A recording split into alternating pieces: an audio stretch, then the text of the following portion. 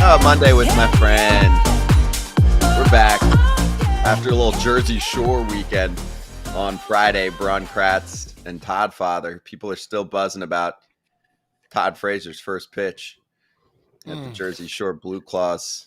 Fresh Mound after a nice show there. Thanks to the Blue Claws for hosting us. But Todd Father put a little late life on that heater, and a great frame job. Not that it was needed, but still, it was still smooth though. Like instead of being a high strike in the zone, it was just pipe middle. It was right on the outer half. Touched a little bit of black, had more white on it than anybody. I mean, that's a pitch right here, as you see. Kratz didn't even have to move his glove. So when a catcher gives the pound like this after a throw, you know it was courageous. It was sweet like candy. And guess what? I held the pause there a little bit too, just so I can regain my balance. Zippity-doo-dah, zippity-day. If you want to see, yeah. It was cutting out of the zone. It was cutting out of the zone. A worse catcher pounds it and takes it away. I can't. And it's a mitt. It's not a glove, okay? It's a mitt. I don't know who he's talking to. If you want to see the high home camera, I was right behind Todd Father. Hit up any of our social medias, and you can just see the strike. It was good. Overall, I would take that. That's an A+ throw. It was. Great throw. But the thing I got to say is Todd, like obviously Lakewood, Jersey Shore, they did an awesome job. But I have to commend Todd, and this really kills me to commend Todd because I'm not there. I wouldn't do it if I was right next to him, but he is an absolute celebrity, which I knew. But the way that you go about it with grace and compassion for everybody, and you're talking to everybody and you're engaged with them. Thank you, sir. Appreciate that. The mayor of the Jersey Shore, Todd Father. So let's get to your former team. We're going to charge the damn mound. Charging the mound. Tommy Pham, how we doing? Coming in. Play at the plate. Top of the 8th. Got him. William Contreras, Brewers catcher, superstar player too, by the way. Takes like a little hit, a little bump. I mean, we have a catcher, so Kratz, you want to give us the play-by-play of what went down here and then why Tommy was not pleased with some choice words, apparently, from Contreras? I don't know what he said in the post-game interview. Tommy was like, I'm not about that rah-rah stuff. And then when Tommy Pham started shadow boxing, going out to the outfield, come on, Tommy. Like, don't stare nobody down. Nobody wants to fight you. Everybody knows you're tough. That's why William Contreras was, backstepping. He still wanted to say something. It's a big spot in the game. Like, you're expecting a collision. And I love the direction that Tommy came. People were like, why did he slide from such a weird direction? So many comments on Twitter, on Instagram, were talking about that. Like, he's trying to do everything he can right there to be safe because he's going to be dead out. He shouldn't be going from that distance in left field. But that ball could have clipped him as he's coming in there. And you know what? If Contreras says something to him, the taunting. For adults, I'm fine with the taunting. For kids, I don't like that. I'm not about that life for kids taunting the other team. Listen, if Tommy, after he slid in, didn't look away and he saw exactly what he did, like with the glove, like hand puppets, I think this would have been a different story we'd be talking about all day, every day. I think Tommy just would have darted towards him and it would have been not fun to see. There's some guys you do that too. There's some guys you don't. He's one guy that he doesn't screw around, man. So you got to know who you're taunting. You got to know when you do taunt, some guys are going to take that as offense and they're going to come get you. And I think Tommy saw it a little too late. Knowing him, love him to death. I think Contreras got away with it a little bit there with the taunt that he did. And, you move on. But it's something – this is a guy that'll never forget anything. And you know what? So be it. There's, like I said, there's guys you do it to and there's guys not. I mean, he was out by a mile, like he said. I mean, I wouldn't have taunted. I would have tagged him, flipped the ball in, moved on. But, again, you got to know the people you taunt. And, there's always that one friend that you know and love. that's at a bar where some guy says something stupid, and the first thing he does is, boom, eye hurts. And guess what? That's one guy you don't mess with. So, Tommy, God bless you, brother. And Tommy wasn't looking to be William Contreras' friends, and this just solidified it. But you talk about like, hey, there's some guys that you don't taunt. There's some guys. Tommy Pham didn't actually fight him. See what happens like later on down the road. Hold on. Your mic's sounding all scratchy. Reset that. But you know what? Whatever you have to say is not as important as what Tommy Pham had to say post game about his White Sox that have now lost 11 straight. So here's Tommy first. 1-run ball game, close play at the plate. And actually, it wasn't even fucking close. It was a shallow fly ball to left field. You would expect the left fielder to throw the base runner out on that play, but the situation of the game, third base coach sends you got to go. I'm nailed out at home by a mile. I'm going to the dugout, and then I hear the tough guy with all the hoorah shit, so I'll never start anything, but I'll be prepared to finish it. There's a reason why I do all kinds of fighting in the off season, because I'm prepared to fuck somebody up. So you can take it as what it is. Hey, wait! Don't sleep on the third base coach sending him home and him kind of being like, we had no business doing it. He was not a close play, but I did what they told me to. I honestly think he was just being honest about everything. If I'm the third base coach, I'm not taking that to heart. You understand where he's coming from. I think it's just when you get built up anger and you get built up inside where you missed an opportunity, you think somebody got something over than you, and then things just come out. I don't think that was any ill intent to the third base coach. But yeah, he's pissed off. And guess what? That's a guy you don't screw around with. And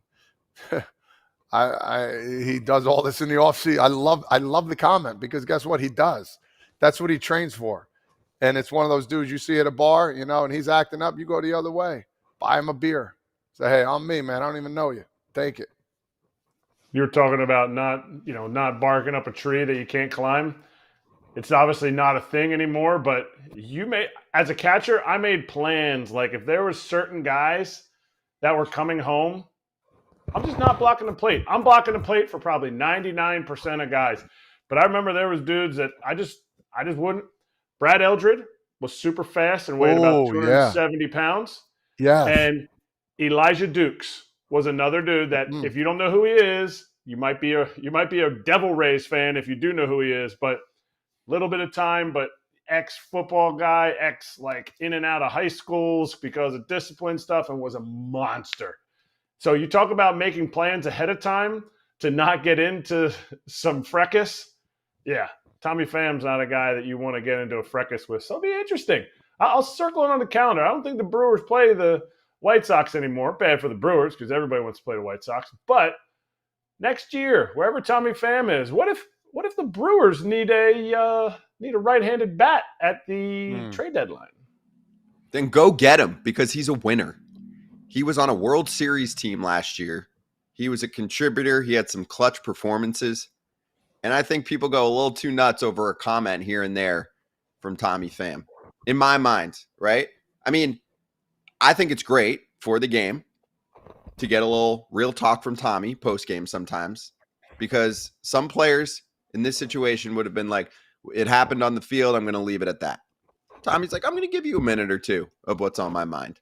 Nothing wrong with that. Obviously, I'm biased. I'm hosting a show every day, so I want to hear real conversations from players. But that stuff you don't see it. You don't see it. And the last thing I want to say is, Todd, you saw at the end, like he said his comments, and his comments were a little bit more crass than like you or I would have said to the media.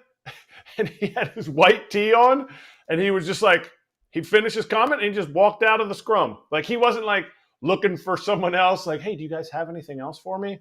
No, he's like, I'm gonna be ready. And then he walks out, and you're like, I know there's writers that were just like, I'm not asking any questions. Nope. Done. Nope. You said it all. That You was said it, it all. man. That's it. Move on. And he's not going to forget it. I don't care what anybody says. He slapped Jock Peterson in the face, and it took a year to see him. From a This text guy, message. this guy is not going to forget it. And guess what? Good luck to Contreras. He's Good not for all us. talk. That's a good point. He's done it, right? He went up to Jock and was like, don't try to screw me over in fantasy football, dude. So, just a comment or two from our crowd. Mike said he met Tommy in San Diego last year. He's an intimidating individual. I think sometimes people don't realize he's a big dude. Like, for some reason, when I he's first an saw him awesome playing the dude. Cardinals, He's I was like, oh, he's awesome. probably like 5'10". No, he's like 6'1", built. And he's trained to fight. And if you've met him and get to talk to, I talked to him pregame a bunch of times. He gave me the ultimate respect. He said, "You mind, Frazier? You mind signing the bat for me, man? Do you mind?" I said, "Dude, I appreciate it. There's not many bats I sent over, and he was one of them." I'm like, "Dude, all right, I appreciate that, dog. Thank you." Yeah, he's awesome. And then KT with a good question. I guess it's just annoying to me because he thinks he's the only tough guy in MLB. I don't like that he's so don't F with me because I know how to fight. Nobody else can fight. You're the only bad man. I'm like, I just think he's one of the only unfiltered dudes. Something happened on the field, and he actually described it to us post-game. He's actually one that will fight. There's a lot of other dudes that will fight if they need to. Tommy's just not – he's not sugarcoating things. He's not measuring his words like I'm measuring my words right now. Like there's no fake in him. Playing with him, I'm telling you, this guy is all business all the time. He doesn't want the frills. He has his hobbies. And you know what? That's why I love the Ken Rosenthal article about him from last year because he painted exactly what Tommy Pham is. He's going to help you, but he's not going to sit there and be like, is everything okay? Like, is everything okay? He's like, no, like, I want you to do your best. I want our team to do the best. And let's go out and get it done. Good talk. Good talk. And before we get to the rest of our topics on Charge and Mound, I'm excited to announce a new sponsor on FT. It is SeatGeek. And think about it. For the Chicago White Sox, there's not a lot to be excited about right now. If you're going to a White Sox game, they've lost 11 in a row. Brewers dust them. They've won 5 in a row. Okay. Tommy Pham helps to get me to the ballpark. Garrett Crochet, Michael Kopech. There aren't a ton of names right now that are drawing you to the ballpark if you're a White Sox fan. But anyway, SeatGeek is the official ticket marketplace of Major League Baseball, so they have you covered for all of your baseball ticket needs. And give me a game as we're flowing through here that you'd be excited to check out coming up. Obviously, Kratz said if there's another White Sox Brewers battle, I don't think those two are playing each other the rest of the way. I like Brewers Phillies tonight. I'd check that one out. There you go. And that's Wheeler. It's a pitching mismatch on paper, right? It's Wheeler against Bryce Wilson. I mean, name-wise, yeah, it's a pitching mismatch. But if you look, besides his last start, Bryce Wilson has let up less than 2 runs in every one of his appearances this season. When he started in the pen, and I think it was like 6 or 7 starts. So I love that one, but you can't go wrong with if you're heading up to, the 6 to watch the Orioles face the Blue Jays. Like anytime you get an AL East matchup, that's where my seat geek is sitting. There you go. And with over 28 million downloads, it is the #1 rated ticketing app. Baseball season's in full swing. Don't miss out. They have your tickets to every game and, of course, concerts, festivals, the whole deal. It's backed by their buyer guarantee. SeatGeek's the only site that lets you return your tickets ahead of the event with swaps, and FT has you. Our code is FOUL, FOUL, for $20 off tickets at SeatGeek. That's $20 off your first purchase with promo code FOUL. Make sure you click the link in the description to download the app. FT fam, get after it with SeatGeek all summer long during baseball season and wherever you're trying to go. FOUL. There it is again, the official ticket marketplace of Major League Baseball. Let's get back to some news. We keep charging the mound. This one's pretty fresh too, and it sucks. Spencer Torkelson is a former first overall pick. He has been optioned. That happened late last night. I saw the news, and this is the second time in the last 3 seasons that this has happened. he ended up having a good year last year, but it just hasn't carried over to 2024. He's at 201, just 4 homers, a low walk rate, a high strikeout rate. It's been 54 games. At first base, he's not winning any awards right now. He's at -5 defensive runs saved. Good dude, talent's there. We saw it last year. It's not like we haven't seen it from him. This isn't a first overall pick where we're like, I don't know. I mean, it's been a few years. We haven't seen anything. Last season, he had 31 home runs, 34 doubles, played almost a full year. I mean, he did play a full year, 159 games, and he was at a 105 OPS plus. So he was a little bit above average for a hitter. I mean, you want to see more than that from your first baseman, but those were positive signs. It's certainly not hurting you. This year, 69 OPS plus. I mean, significantly below average. It's been a while now. It's been a couple months. And the Tigers had higher expectations. I mean, not just for him, but for themselves. They've been floating around the 500 range. They're 29-30 on the year. And then the one other part to point out is some of those peripheral stats that teams look at, like exit velo, barrel rate, hard hit rate, etc. I mean, they are in bad shape right now. He is way, way too far down the spectrum as far as Major League Baseball players. So they send him down to try and get himself right. It kind of worked last time, Kratz, eventually, when they sent him down. I mean, he came back up, and then last year, like I mentioned, had a pretty solid year. But yeah, this sucks. You want to see the guy perform, and the Tigers really need him to be an above average hitter. This is actually a big reason why the Tigers are not a few games over 500 and they're just in that 500 range. Their offense has been disappointing. It has been. It's been disappointing, and it's disappointing for him. I think it's either the last series of April or the first series of May before he hit his first homer. He's got 4 now, and to me, his swing looks very like two-piece, and it looks like if you watch a game, it looks like he's searching. Like he's behind the fastball, and he's missing the breaking balls. It's a bad place, and this is why I am not completely against like guys having options. Like this is a huge help. Being able to option this guy down, there's no service time manipulation. This is, and maybe I'm trusting AJ Hinch too much as a manager, but this is clearly my hope, a 10 to 15 day stint where he goes and gains confidence and comes back. And I wouldn't be surprised if he finishes with over 20 home runs this year because of the opportunity he has to get his confidence up. You think it's just, Kratz, do you think he's just going down for a little bit? I do. Okay. Or maybe I'm hoping. No, I'm with you. I'm the same way. You never know how this business is. But I think AJ Hinch said it best. We're trying to find a way to win the game today. That's number one. And I think with him in there right now, if all the managers thought this way, and I'm not saying they don't, there'll be a lot of guys being sent down. They're being realistic right now. He's struggling. four home runs ain't it. And this is a guy they know plays better. Get him down there, get his confidence. I love that. But again, if you're trying to win now, this guy's got to be sent down for a little bit. And I do think he will be back up, and I hope for the best for him because he is. He's a great ball player.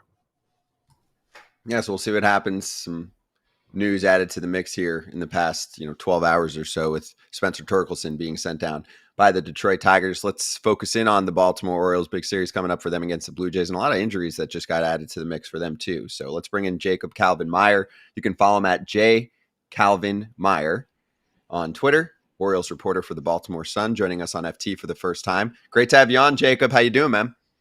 Hey, fellas. Thanks for having me on. Yeah, of course. Well, I want to start honestly with some of the crappier news that we've seen over the past few days. So if you want to just run through, let's go Jorge Mateo first, then we'll hit the pitching in terms of injuries for Baltimore. Yeah, well, Jorge Mateo, who's had a nice little resurgent season. So he's in concussion protocol at the moment. There's news coming out that Connor Norby could be coming up to replace him on the roster. That's yet to be announced, but it was kind of a freak incident yesterday with Mateo. He's kind of grabbing something at the feet of Cedric Mullins in the on-deck circle, and Mullins is doing like a little bit of a circle stretch and hits him in the back of the helmet with his bat, and then he was taken out of the game, and that's why MLB has that 7-day concussion IL, and so hard to know how long Mateo is going to be out. But listen, last year, if you remember, in April he was outstanding, one of the best hitters in all of baseball. When you combine that with his defense and his speed, he can be extremely valuable.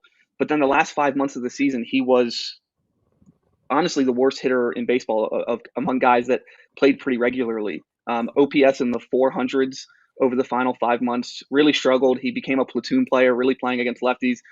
But this year, since Jackson Holliday was optioned back down to AAA, Mateo's been basically an everyday player, and he's not like he's putting up insane numbers, but for him, with his value, with his speed, with his defense at second base, they basically have two guys up the middle that are shortstop type defenders. He's been really good for them this season, and so they're going to miss him even if he's only out for a week. Let me ask you this. So we're talking about injuries. Pitching is next. So, I mean, you got John Means, Tyler Wells, two key cogs for this Orioles team. Talk a little bit about, missing these two guys and who's going to step up for them now. Is there someone in the minor leagues coming up? Talk about, are they going to, run through some guys that are there already? Talk a little bit about the pitching right now. Yeah, well, just on a personal side for John Means and Tyler Wells, it's devastating, right? Both of them have already had Tommy John surgery. They're both going to get, whether it's Tommy John or if it's the internal brace procedure, whatever it is, they're going to get, surgery on their UCLs to repair it. And as you guys know, that's a lonely and a lengthy recovery. And so both of those guys are going to miss the next 12 months. It's particularly tough for John Means, who was somebody that during the rebuild was this team's best starter, really gave the fan base hope through the rebuild because, those teams really struggled. But when he started, he gave them a chance to win every time he took the ball. And then instantly, basically from the time he got Tommy John in 22, that's when the team got really good. Adley got called up a couple weeks later. And then he got to come back in September and then got to feel a little bit of the positive vibes that have happened since when he was gone.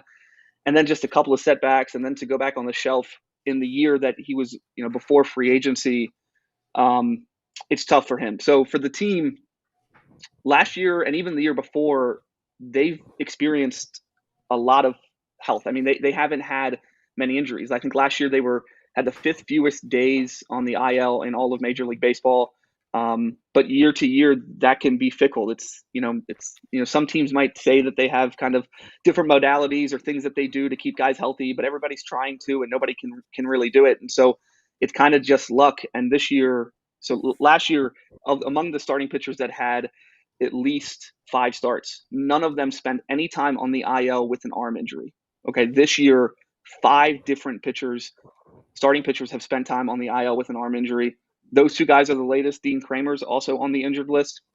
They do have depth. Cole Irvin's having a great season after he had a tough campaign last year. He has a 2.84 ERA.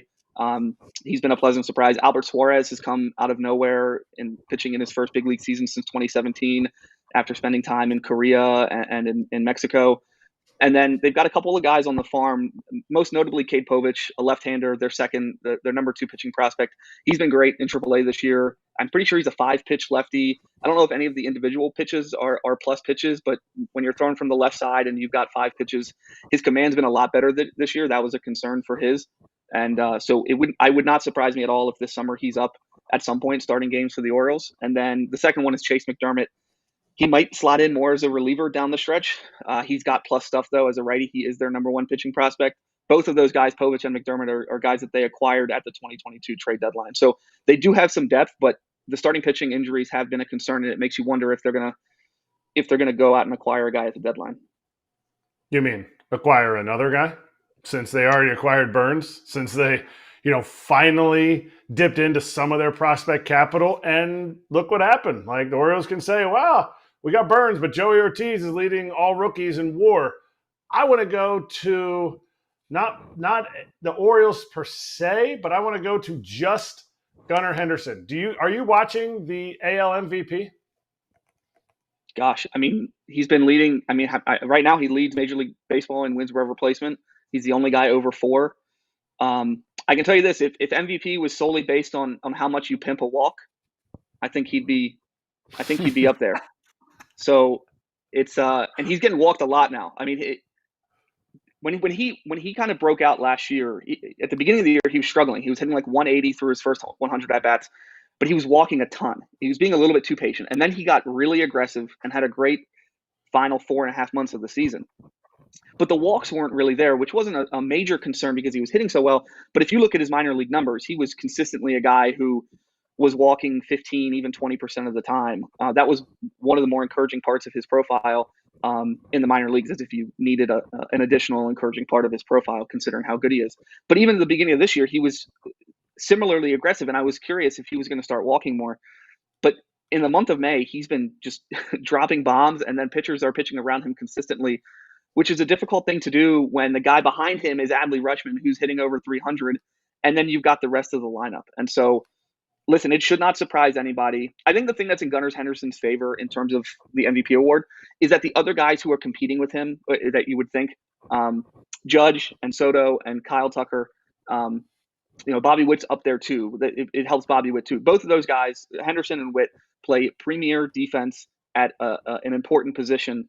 Not taking anything away from the defense, perhaps that Soto, Judge, or Tucker play, but they're not plus defenders, and they don't. I know I know Judge is in center, and they're not terrible defenders. But Henderson is a guy that is a 5-tool player. He's on pace to hit 54 home runs. Great defense at shortstop. He might be one of the best base runners in baseball, and so you can really rack up the value in terms of wins above replacement, and he's on pace for over 10. And so it's hard to see him not being in the top 3 to 5 by the end of the season. But listen, those two guys on New York are having incredible seasons, and what Aaron Judge is doing right now is insane. And so it wouldn't surprise me either if one of those two guys takes it either. Yeah, that's a good point. I think this is only good for baseball if both of those teams are clicking on all cylinders, and eventually when they do play again, it feels like they haven't even played each other. They only played 4 games, right? It was in Baltimore, if I'm not mistaken. So it just seems like, all right, well, one of these two going to play. I mean, the Yankees keep going a little further than them right now, and that's just part of baseball, and I think the Orioles will be right there at the end. Talk a little bit about that. Like, how are the Orioles feeling? Like, they see how good the Yankees are? Are they trying to keep up, or they just keep, chugging along? You guys know, I'm sure the players are, they maybe check the standings every once in a while, but they know it's a long season. If you look back to last year, right? So Tampa Bay got off to a crazy start to the season. I'm pretty sure in early June, the Baltimore was maybe 8 games behind Tampa Bay. It looked like Tampa was going to run away with the division. And then I think in July, beginning of July, right before the All-Star break, I think Baltimore won maybe 10 of 12, and Tampa lost something like 8 or 9 straight. And then by the end of July, the O's were atop the division. And so the Yankees look incredible. They are about to get Garrett Cole back, who won the Cy Young Award last year. And so I think if you looked at the odds, or if you looked at what Fangraphs is projecting, they would certainly say that the Yankees are going to win this division. But, the Orioles are only a couple games behind. It's a long season. And additionally, if the Yankees crash and burn here, I don't think that would surprise anybody. That's happened a couple of times over the past decade or so. And so, no, they're not paying attention to it that much, but it is certainly within the realm of possibility that the Orioles win more than 101 games, which is what they did last year. They win more than 101 games, but they don't win the division, and they're playing in the wild card round. That would be crazy, but that's currently what is projected to happen. That's what they're on pace to do. And honestly, if you had to, force me to pick an outcome, I would probably say that New York wins this division, but the Orioles might win over 100 games. And what will be the big hinge of this season? Will it be for the Orioles? Trade deadline? You can't pick injuries. Well, if injuries happen, yeah, obviously, if injuries happen, if a crater hits if something happens to Camden Yards, obviously you can't plan on that. But is it going to be the trade deadline, which they were inactive and felt like they should have been active last year? Or is it going to be the surge of one of their prospects getting called up? If Norby gets called up, is it going to be that help that hinges this season to take over that 3.5 games on the Yankees? Yeah, you want one that maybe you didn't mention. Austin Hayes and Cedric Mullins right now are really struggling. Cedric Mullins just a couple of years ago was a 30-30 guy. Austin Hayes started for the American League in the All-Star game last year, was hitting 330 basically for the entire first half of the season. Both of those guys have really been struggling. And if they can, at least one of them, frankly, but if they can both get back on track, that would be huge for this team. I mean, they've got one of the best records in baseball, and two of their most important players coming into the season have really been struggling at the plate. Austin Hayes has dealt with an injury. He slumped really bad to begin the season, then got hurt, went on the IL. He has been better. I think he's like 10 for 28 since he came off the IL. As you know, he's basically been more of a platoon player. He's also extremely important in left field defensively. Cedric Mullins, despite his struggles at the plate, has been playing great defense in center like he always does. You know, Cedric had a good start to the season, six home runs in the first couple weeks of the season, but has really been scuffling of late at the plate. And so if those two guys can get back on track and you combine them, you know, they would both probably hit in the bottom 4 or 5 of the order. You combine them with Rutschman and Henderson and Westberg, O'Hearn, Mountcastle, Santander, it turns into one of the scariest lineups in baseball. Right now, it might not be that because both of those guys are struggling, but if they can get back on track, this lineup is pretty terrifying. What are you hearing about Jackson Holliday and what's going on with him down in the minor leagues after obviously coming up to the show, struggling and being sent back down? Usually you see a player of that caliber go back down, destroy the minors for a while, and then get the call back up. It seems like it's going to be a while. Yeah, I can't speak to if it's going to be a while or not, but his time back down there's been a little, I don't know if the word weird is fair, but it's been maybe a little bit more up and down than I was expecting, simply because he's never experienced any sort of up and down nature throughout his professional career. It was all ups until he got promoted, and then it was mostly down for those couple of weeks before he got optioned back. He struggled for a couple games and then hit well for a week and then had a down week and then had this past 10 games, I think he's hitting 350 with a 1,000 OPS. I don't know if the organization is looking that much at the numbers. You know, as long as he's somewhere in the 750, OPS range plus, as long as he's not really struggling, I think they're more so looking at his mechanics. He's made a couple of tweaks. His batting stance is a little bit lower down there. He's got that big, Bryce Harper-esque leg kick that you're kind of seeing going out of vogue among big leaguers right now. And so when you combine the fact that he's so young and he came up with this big leg kick and he's seeing the nastiest stuff that baseball has to offer, that's probably the main reason why he struggled a little bit. And so they're making some tweaks to his swing. I think they want to see those changes, and they're probably looking for something to click there and then for him to get hot before calling him back up. The other thing that's important is he struck out in 50% of his plate appearances for those few weeks that he was with the Orioles. And so, his strikeout rate is about 25% right now since he's been back down in AAA. He's walking a ton, which is a big part of his profile. And if you want to look long-term, Gunnar Henderson's leading off right now. If I had to guess who the leadoff hitter for Baltimore is next year, it would probably be Jackson Holliday, and then it would be Rutschman at 2 and Henderson at 3, which is a quite exciting top 3 of the order. But I think they want to see both his mechanics and what they're looking for there to get in line, plus his strikeouts to maybe come down a little bit before calling him up. But you're right. I mean, with the way Mateo's playing and with the way this infield looks right now, and you don't want to call him up, Holiday up, without getting him everyday plate appearances, it is a question of when he's going to get back up here. Jacob, let's finish with this. Trade deadline. What do you think happens? Who are you hearing about? So do the Orioles go hard after someone like Jesus Luzardo to add to the mix, and give yourself a different look in that starting rotation? I think it's obvious they're going to pick up at least a bullpen piece or two, but could it be one of the bigger names out there? Yeah, it's a great question. So last year was the first time in the Mike Elias era where they went out and acquired somebody at the deadline, naturally, because they had been so bad for years. And then in 22, despite being in the wild card race, they did trade away a couple of their best pieces at the deadline. And those trades have worked out great for them because of the players that came back. But and the first taste of the deadline was not perhaps what the organization would have wanted. They, took a flyer on Shintaro Fujinami, and that was an up and down experience for them. There were plenty of ups, and so they didn't really have to give up much to get Fuji.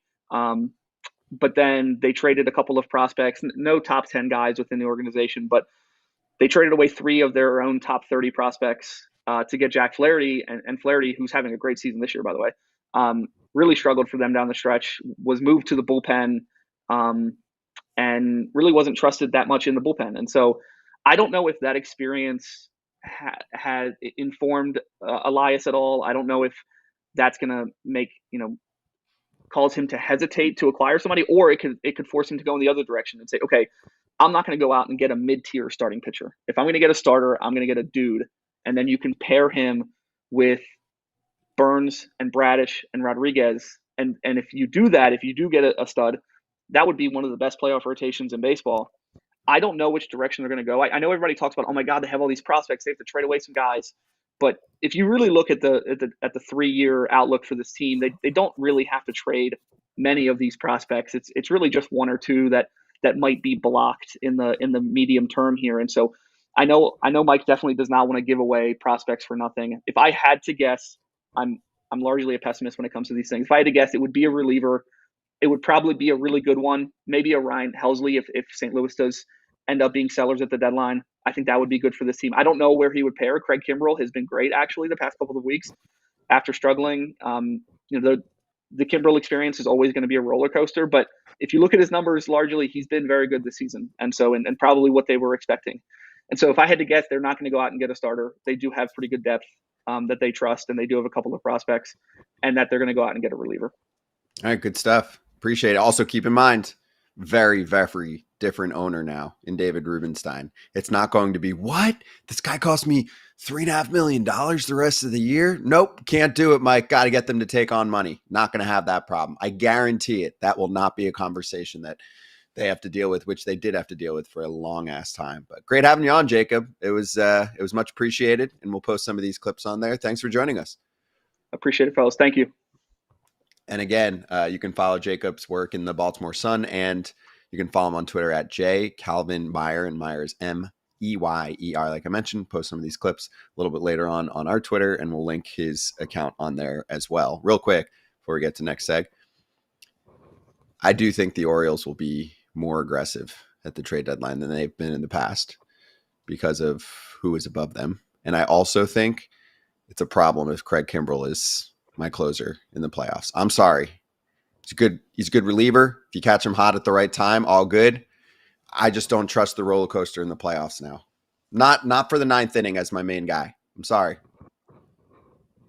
Interesting. You're gonna pay a load for Helsley.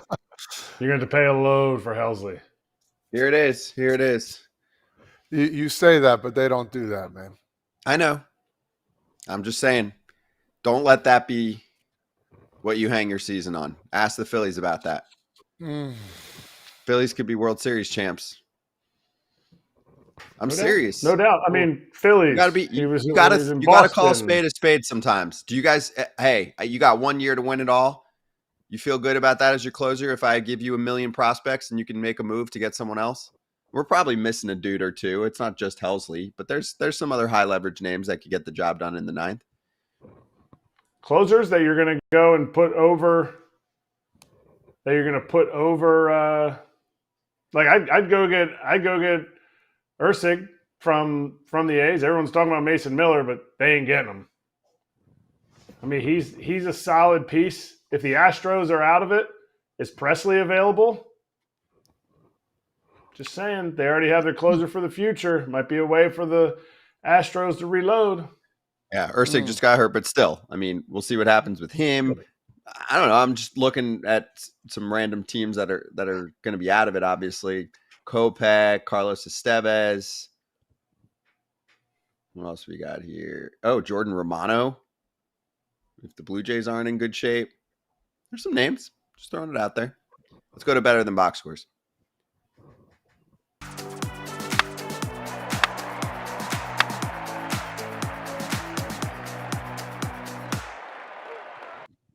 Now batting. You like that? I like the Fenway Park vibe on there. It's got to be one of our guys behind the scenes doing that because he's a Red Sox fan. Nope, it wasn't Jared. But Jared liked it. He liked it. It was approved by a Red Sox fan. No, you're good. Now I feel like we often start New York Yankees. Aaron Judge. We often start with Judge on better than box scores. Todd Father, it's more than just the 20 dingers he's got going on right now. He was in San Francisco and he is hearing the Boo Birds. Yeah. How'd it go? Oh, baby, how did it go? Yo, he is filthy. Let's just talk about this.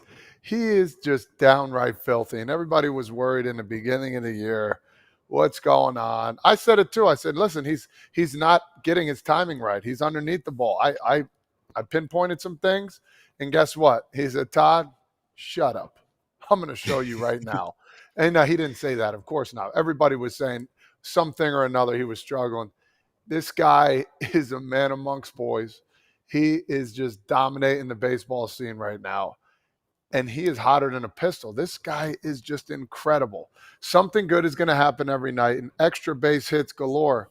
I mean, yeah, salute him. This guy, I'm just going to keep saying it. This guy is the real deal, Holyfield. I thought he was over the hill. I thought he got too old. I definitely didn't think he was going to be able to have a good season. Yeah, all right. Come on, man. That's what he does. Like, again, like we're watching a slugger in San Francisco that is doing things. Who else was hitting dingers until the day game? Like, guys don't hit night home runs to the second level of the net in center field in San Francisco. Guys like that, with power like that, get the job done eventually. Just relax. If you had him on your fantasy team, keep him in the game. Player of the month, I think him and Bryce Harper won Player of the Month. And, like, it was a historic month. But all that to say, what he did, and it's kind of ironic, apropos that he did it in San Francisco to end the month. Look at his numbers for this month. Player of the month, ridiculous. And then go look at what Barry Bonds did for a 3-year stretch. People will say steroids, whatever. That's fine. Barry Bonds did this for the entire season. 3 years in a row. So just saying, like this is what he's able to do. And elite power is something that there's maybe 5 to 7 guys with elite power in the game. And he's one of the top 3. Garrett Cole, rehab start tomorrow. Somerset, New Jersey. It's coming back. Also, his teammate on that team, Jason Dominguez, is hot as a pistol.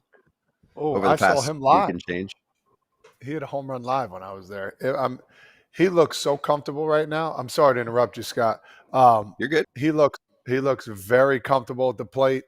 Right-handed, left-handed. The dude he's very, very comfortable. I saw him in the cage warming up. My son was like, dude, who's that guy? I'm like, yo, you're going to be talking about this guy for a little while.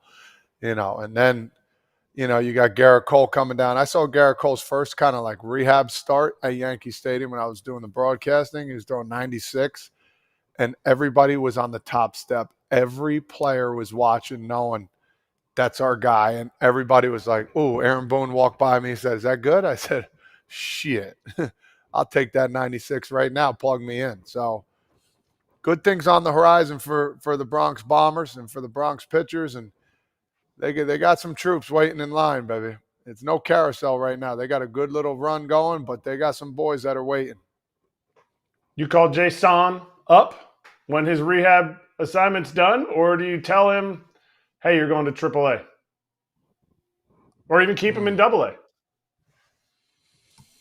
Calling him up for what, though? What are you doing? What's your plan for playing time? That's what I'm asking. That's what I'm asking Todd. Like, you've seen the Yankees. You see what they're doing. To me, the only person I bring back on their timetable is obviously Garrett Cole. I don't care what anybody's doing. I don't care. Mm-hmm.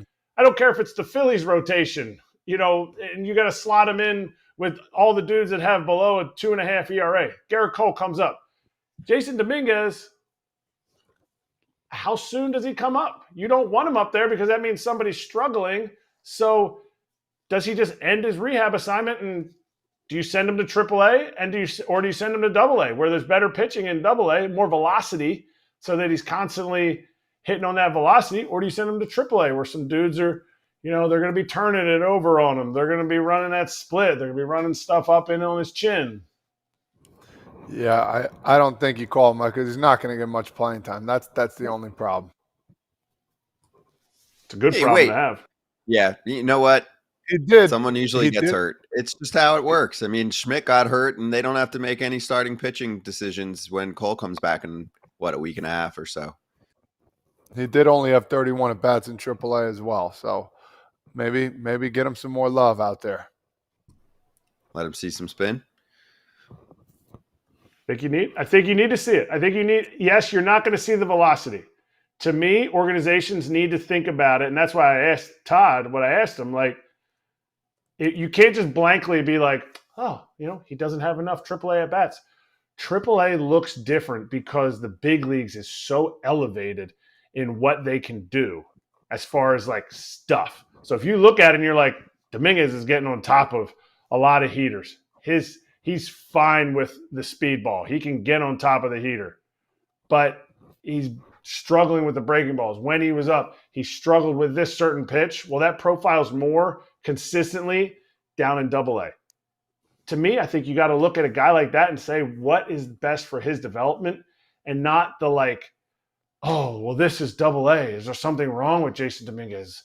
Oh, he's in AAA. Like he's this close. When you have a supposedly generational talent, you have to do what sets him up for his next 150 to 300 at bats. And to me, it could be in AA.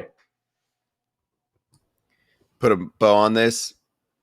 Can you just at least throw out there the differentiation between Aaron Judge and Barry Bonds is obvious. Comparing their stats is fun and cool, but you got a lot of people in the chat that are like, that are a little pissed. Different era, different.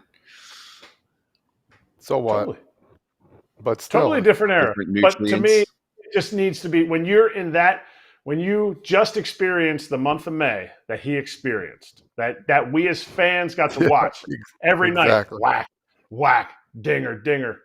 You have to go back in history to see what other guys did stuff in that same ilk. Yes, I get it. Steroids. Yes, I get it. All this stuff. What he did was unbelievable, and he was doing it against other steroid guys. I'm not saying Judge is doing that. I'm not even putting them in the same category. I'm just saying it's fresh on our mind what he did this past month. Go back and look to see who else did that for a 3-year span is incredible to me. Yep. Steroid era was like a video game.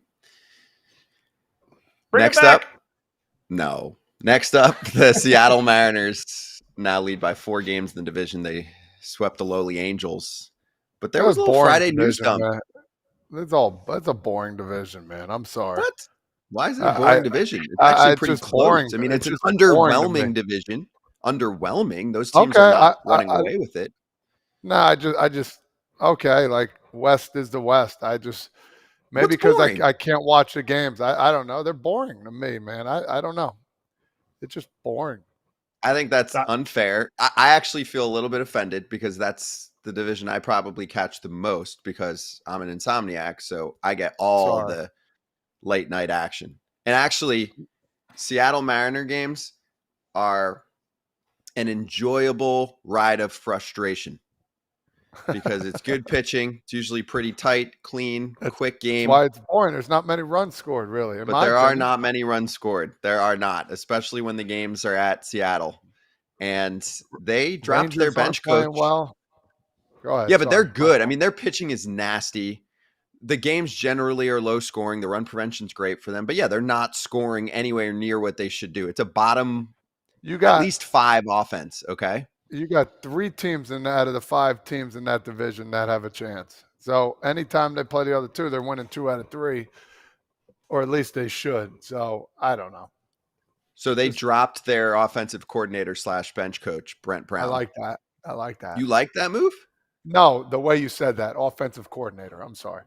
No, because that's what they did. When they hired him this past offseason, they said you're the bench coach and the offensive coordinator. And Kratz, I actually think that ended up hurting him. Because if the offense is sputtering at the beginning of the year and he's just the bench coach, it's a little bit different. You don't see the bench coach firings that often. But because he is also the offensive coordinator, there are different hitting coaches, right? He's more philosophical. And then the other 2 hitting coaches are more mechanical. I would say, is how it's been described to me. That's Jarrett DeHart and Tommy Joseph. Their roles expand. They won't have a bench coach, at least for now, which is not out of the ordinary anymore. There are some other teams that don't have a traditional bench coach, like Ricky Weeks is the associate manager, although I would technically put him in the bench coach world. And then the Padres have assistants and coordinators, but they don't have a bench coach. So Kratz, I feel like you're a coach expert on this front. Was it the right move? And did Brent kind of screw himself by taking the O coordinator position on top of the bench coach job? I don't think he screwed himself. I think he was set up to fail, kind of, in the sense that how do you come in? So he came from being the Marlins hitting coach. If you remember how many times the Marlins struck out last year, they were one of the lowest in the league. Their offense wasn't great, but they had timely hitting. So he came from a successful season.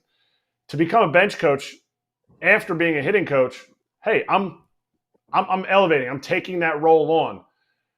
He lost a 40 home run guy in Eugenio Suarez. They replaced him with Jorge Polanco. They are a team that notoriously strikes out. So if I were to guess what he went in there to do was, hey, you know what? This is how we didn't strike out. Let's go this way. But if you go back, he had actually been with the Dodgers. So he had time with the Dodgers and saw how they did it. For them to cut him this quickly, you're not going to turn it around. You're not going to take a team that strikes out over 10 times per game in the last 2 years on average and be like, hey, you guys will start striking out 8.5 times per game now. No, it takes time. It takes time because these guys are established in their career, and I think he was set up to fail if that was the expectation.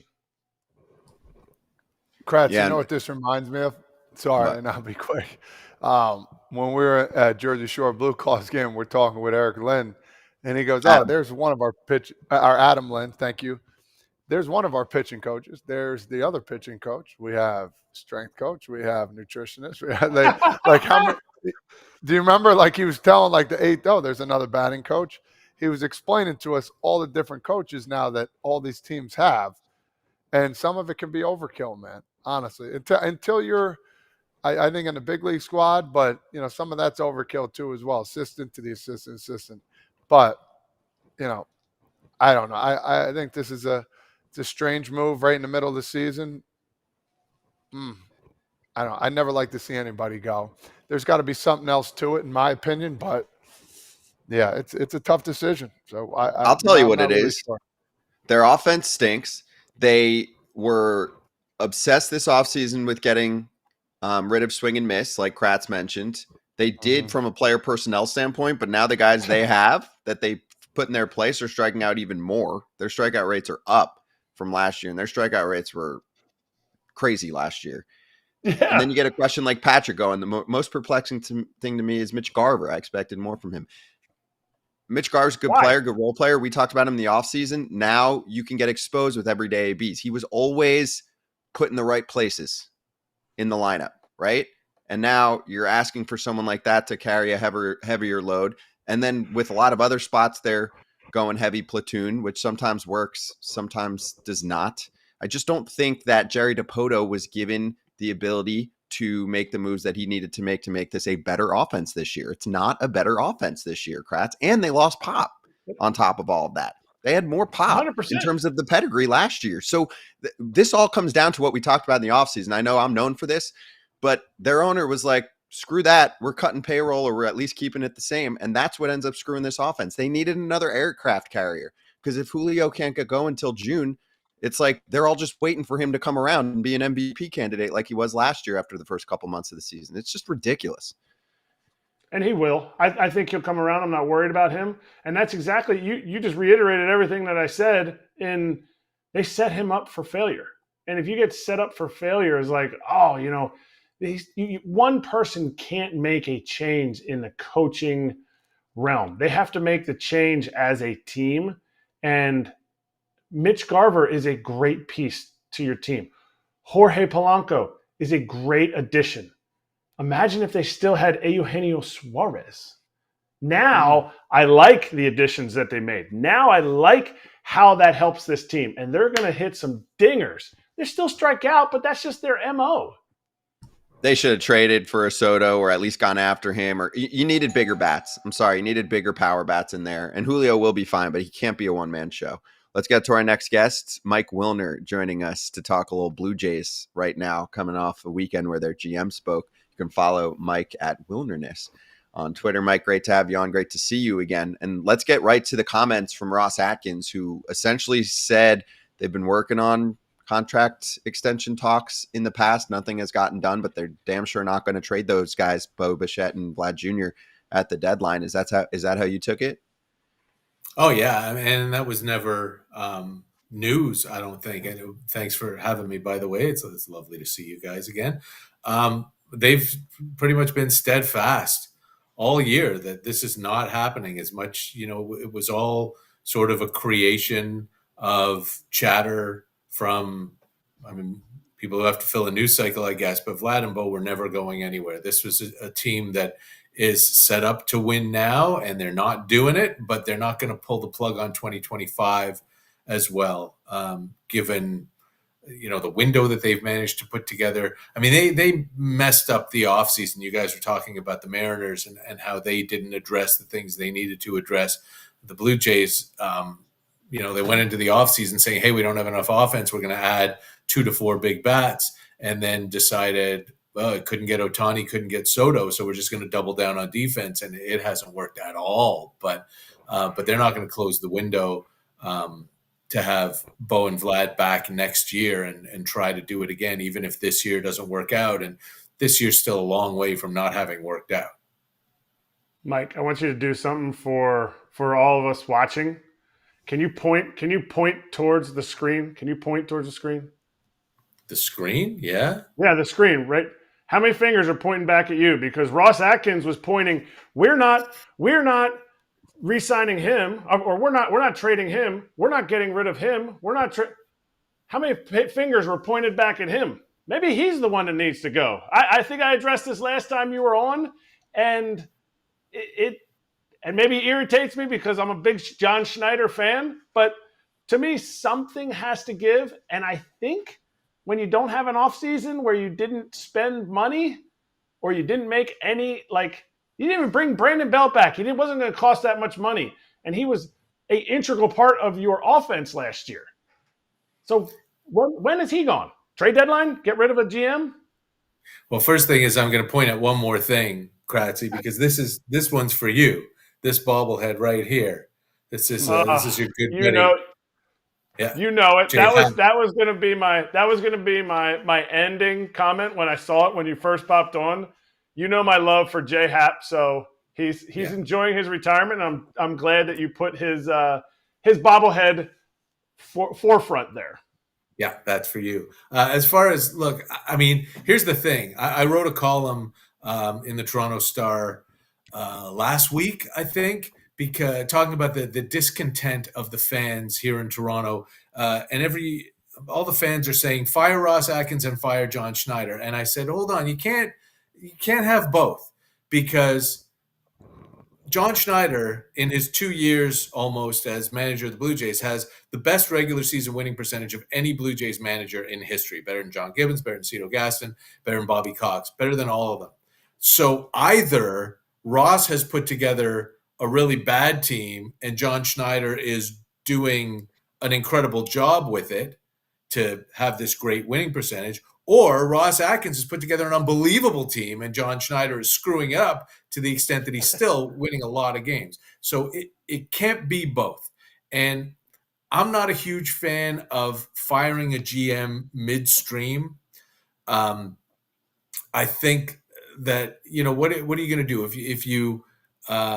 if the Blue Jays are still under 500 or relatively out of the race come the All-Star break or even July 25th, and it's Ross's fault for doubling down on pitching and defense and having it not work and having this be the worst offense that the Blue Jays have had in 20 years.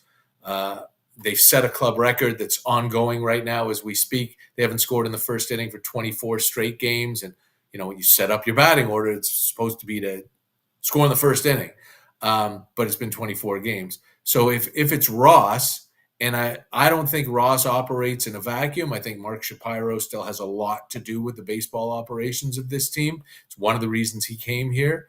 But if you let Ross go, do you put in some interim GM who's going to follow the same playbook to run the trade deadline? Is that the guy that you want to move Yusei Kikuchi and Jimmy Garcia and Kevin Kiermaier and Justin Turner if he comes back around? And then you do your GM search. You can't really do a GM search in July or June. I don't know that it puts you in the right spot if you blow up your GM in the middle of a season. I mean, I know they have James Click sitting in the front office, who won a World Series with the Houston Astros, but is he going to just follow the same playbook? He's been here for a couple of years now. So I'm not sure what it does. I think you get more bang for your buck if you make a GM switch at the beginning of an off season, do a real proper search. You can poach people from somebody else's front office. Although, again, Kim Eng is sitting there, doesn't need to be poached. You bring her in right now. But I do think if it comes down to Atkins or Schneider, it's Atkins. But at the same time, I don't think it's Atkins by himself that has put the Blue Jays in the mess that they're currently in. He certainly doesn't do himself any favors when he steps in front of a microphone, though. That's very true. Bo Bichette, Vladdy Guerrero Jr., two of the supposed stars on this squad. I'm just a little worried. I'm talking about power numbers. Both of them have 5 and 4, respectively, home runs. I don't know respectively, but they should be driving in more. They should be hitting a lot more power. Is there anything to this right now? I mean, Vladdy didn't hit a home run at home. Took him over 2 months to hit one at home, if I recall, last year. The home run numbers are very surprising to me from both of those guys. Anything to it, you think? Oh, me too. I mean, yeah, and Vladdy didn't hit a home run at home until June 23rd last year. He got it out of the way early this year, but still he only has, he's on pace to hit 15 home runs this season, which is like half of what you would expect his minimum to be.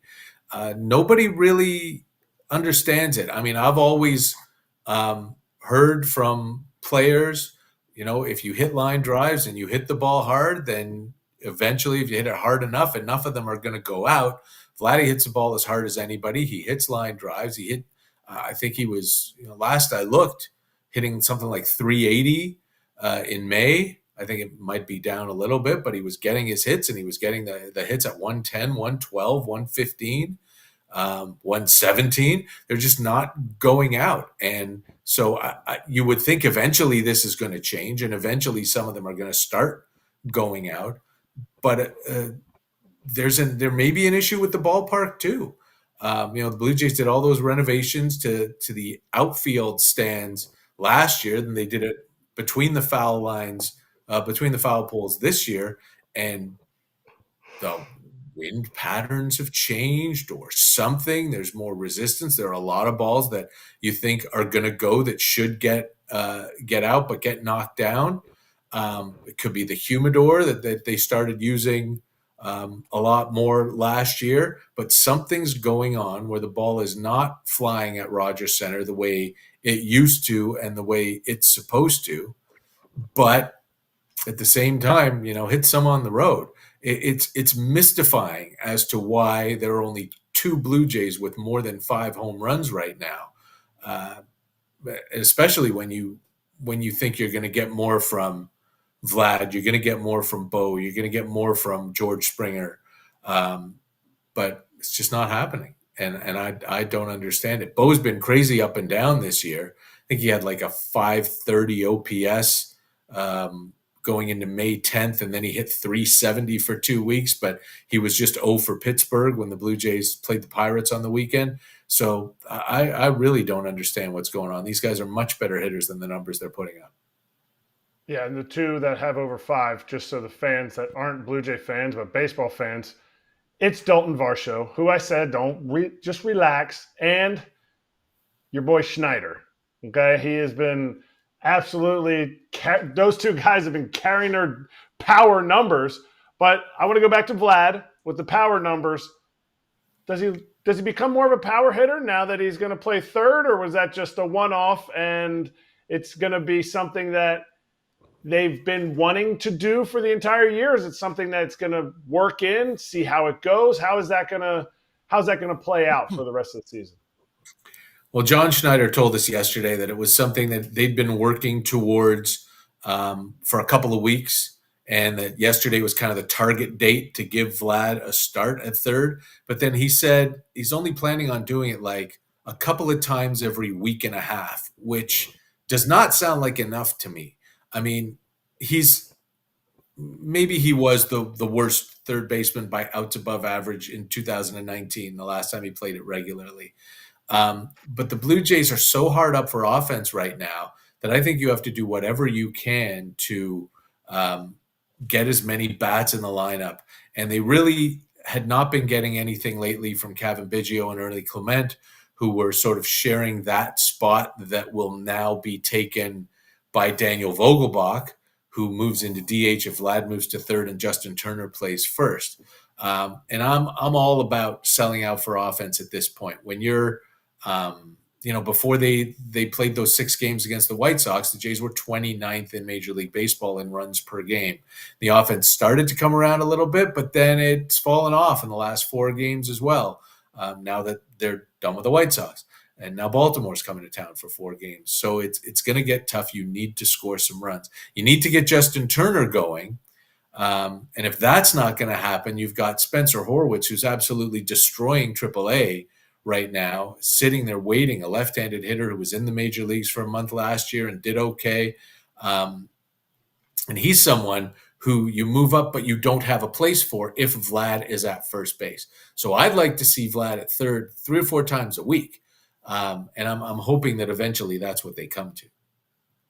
Do you get the sense when John Schneider says we're going to play him a couple of days every other week, that that's a John Schneider move, or that is a front office algorithm? How can we get the most offense into our lineup? Because I've seen these algorithms and it's like, hey, we could put this person here and that's actually more valuable, but wait a minute, like he actually has to play that position. Do you feel like it's a John Schneider move, or do you feel like it's kind of like the whole playoff thing last year and it's a predetermined front office move?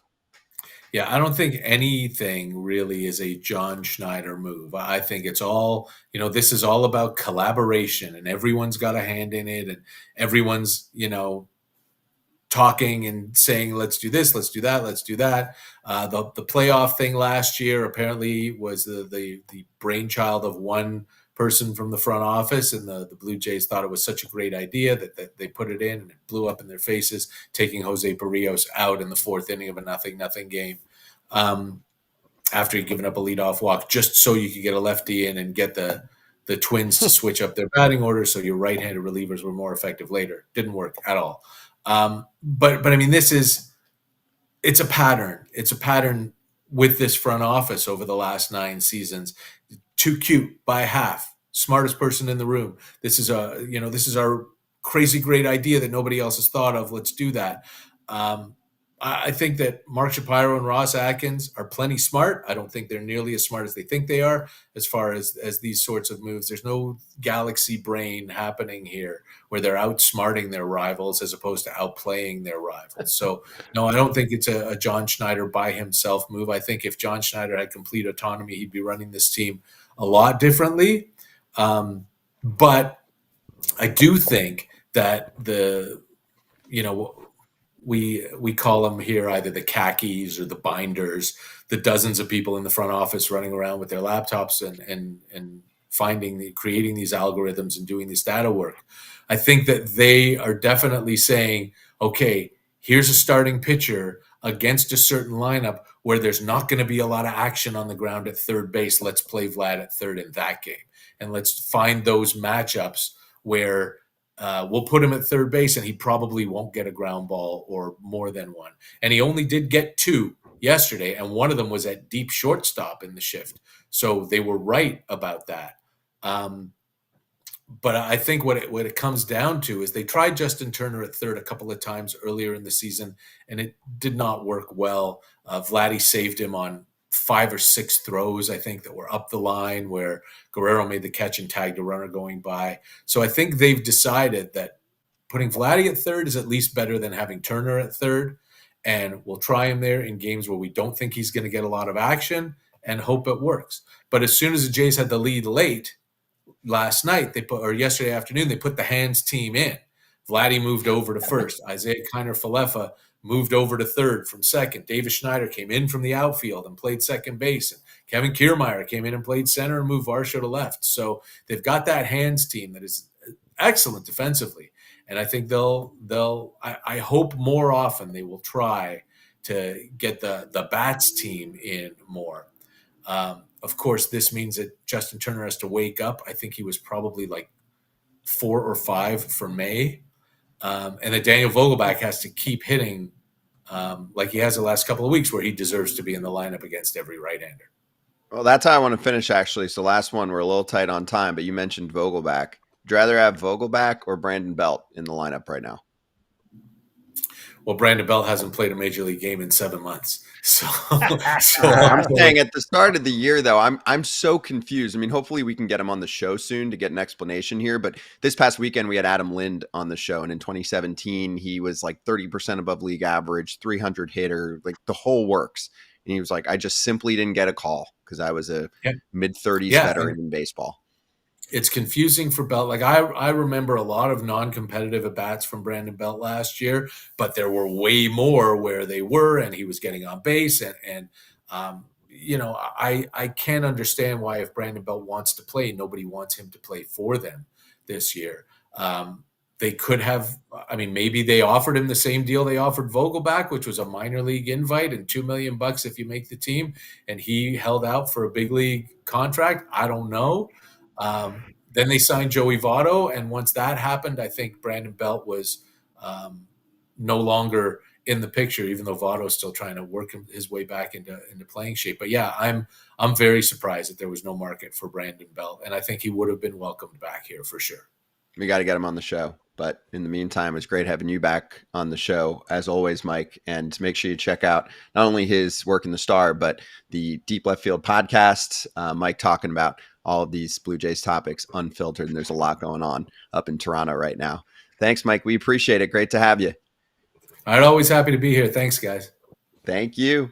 Mike Wilner talking Blue Jays with us. And now let's step aside for a little chat about AG1 and Erik Kratz drinking some AG1 every morning. Get the routine right. Kratzy, am I right? Because right now I'm basically on the road for the next month. So, I got this guy right here. Hey, I've been drinking it too lately. What? I thought you looked a little more energetic. I'm just saying. Hey, listen, this is my second week doing it, so I'm going to see it. Give me a couple more weeks. I'll see how it goes. I never take vitamins or anything. This drink is, excuse me, it tastes good actually too. Usually some of these drinks aren't good. This is very good tasting. So I like that. Okay. Yeah. All right. So AG1 is a foundational nutrition supplement that delivers daily nutrients and gut health support. And it's backed by multiple research studies, so you can trust what you're putting in your body. And the ingredient testing is also very important, Kratz, because for you guys as former pro athletes, you needed to make sure you knew what was in your body. And obviously that continues after you play. Yeah. Don't get that twisted. Ain't nobody trying to test positive, but also ain't nobody trying to put a daily thing that you put in your body, taking one of these packets daily when you're on the road, one scoop when you're at home. You can't just be putting we'll see. And they test all that stuff. I think 950 contaminants they tested. So you're getting some real clean John here. Yeah, and they test in isolation, or other places test ingredients in isolation. You got to test the formula as a whole. So that's what AG1 does as well. I know a lot of athletes listen to this show, a lot of players, current players too. So 97% of people in a research study felt more energy after 30 days of drinking AG1, like Todd, Father, and Kratzy and me. If I had to recommend one product to support whole body health, it's AG1. And that's why FT is excited to have them as a new partner. There it is. Starting your journey with AG1 is a win. Try AG1 and get a free 1-year supply of vitamin D3K2 and 5 free AG1 Travel Packs with your first purchase at drinkag1.com/foul. That's drinkag1.com/FOUL.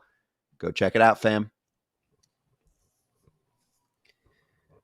All right, let's jump back into the Phillies and the Yankees. Well, we did plenty of Yankees. I just want to say they're the best record in baseball right now, but the Phillies are chasing them, and they also hit 40 wins, both of those teams over the weekend. The Phillies have an interesting series coming up against an old friend. I know we talked about Brewers Phillies a little bit, but Rhys Hoskins coming back to Philadelphia, getting activated just in time really for that series. And Kratz, remember, he mentioned on the show how he thought he was going to get booed, and that got picked up all over Philadelphia. Do you think, A, that was ever going to happen, and B, that anything changes because they saw that storyline? Does anything change? I don't know. I haven't listened to talk radio yet.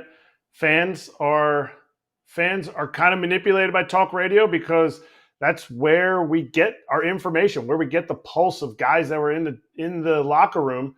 And on the show, when I asked him about getting booed, like, to me, it's just an honest answer that he gave because he saw when Jimmy Rollins comes back when he was playing for the White Sox. He saw when Chase Utley comes back. They're going to cheer those guys for what they did. They're going to cheer Rhys Hoskins. There's also going to be some boos because whether or not Philly fans want to accept this, the Phillies didn't want him back. They'll see it as, wow, you didn't win us a World Series when you were here, or you didn't sign back. And they just kind of boo, just kind of out of fun, out of kind of like, not out of spite, but it's not going to be like a hideous boo. Like, it's going to be more of like a tongue-in-cheek boo where it's like, hey, you're in Philly, yo, we're going to boo you. Yo, we don't like Rhys Hoskins. Tell me about it, Todd. First off, that's not how they talk, for one. They talk about hoagies and all this other crap. They're going to boom. That's all you got is hoagies? Hoagies is the only thing you can do for a southeastern Pennsylvania accent?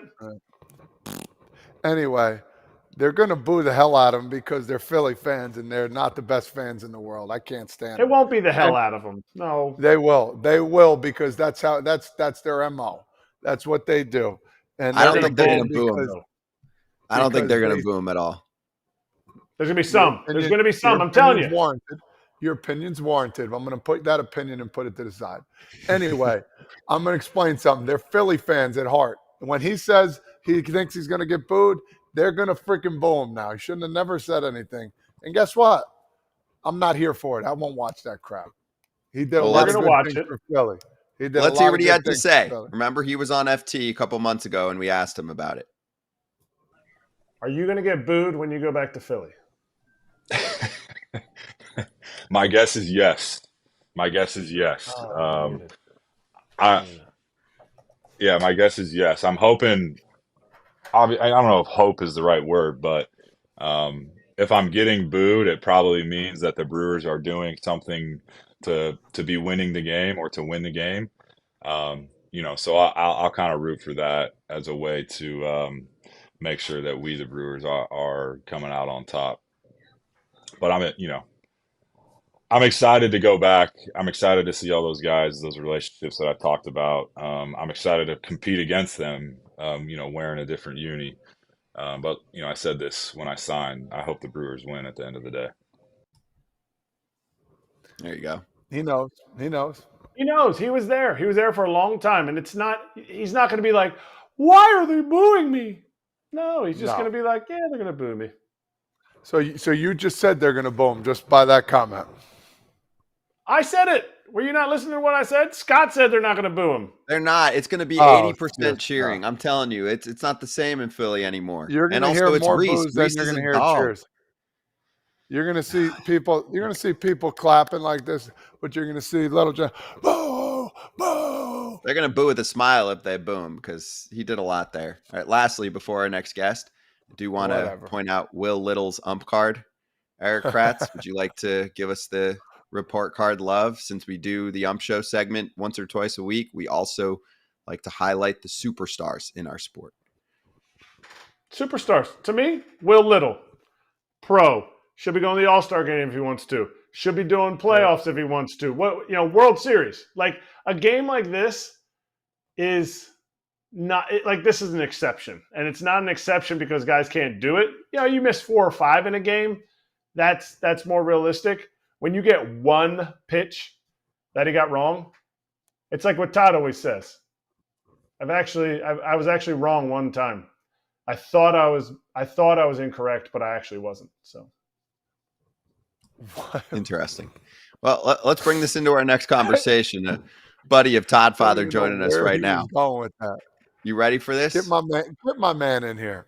Let's do it. Matt Liberatore, pitcher on the St. Louis Cardinals, joining us right now, and good buddy of Todd Father. Matt, great to have you on, man. How you doing? I'm doing well. Thank you guys for having me.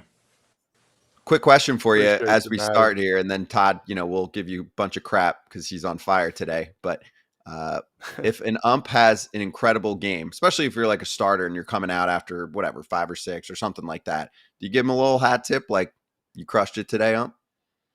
Yeah, I love when an umpire calls a fair game. So definitely some acknowledgement there. And Kratzy, I think what you're looking for is I once thought I was wrong, but I was only mistaken. Thank you. Thank you. Yes.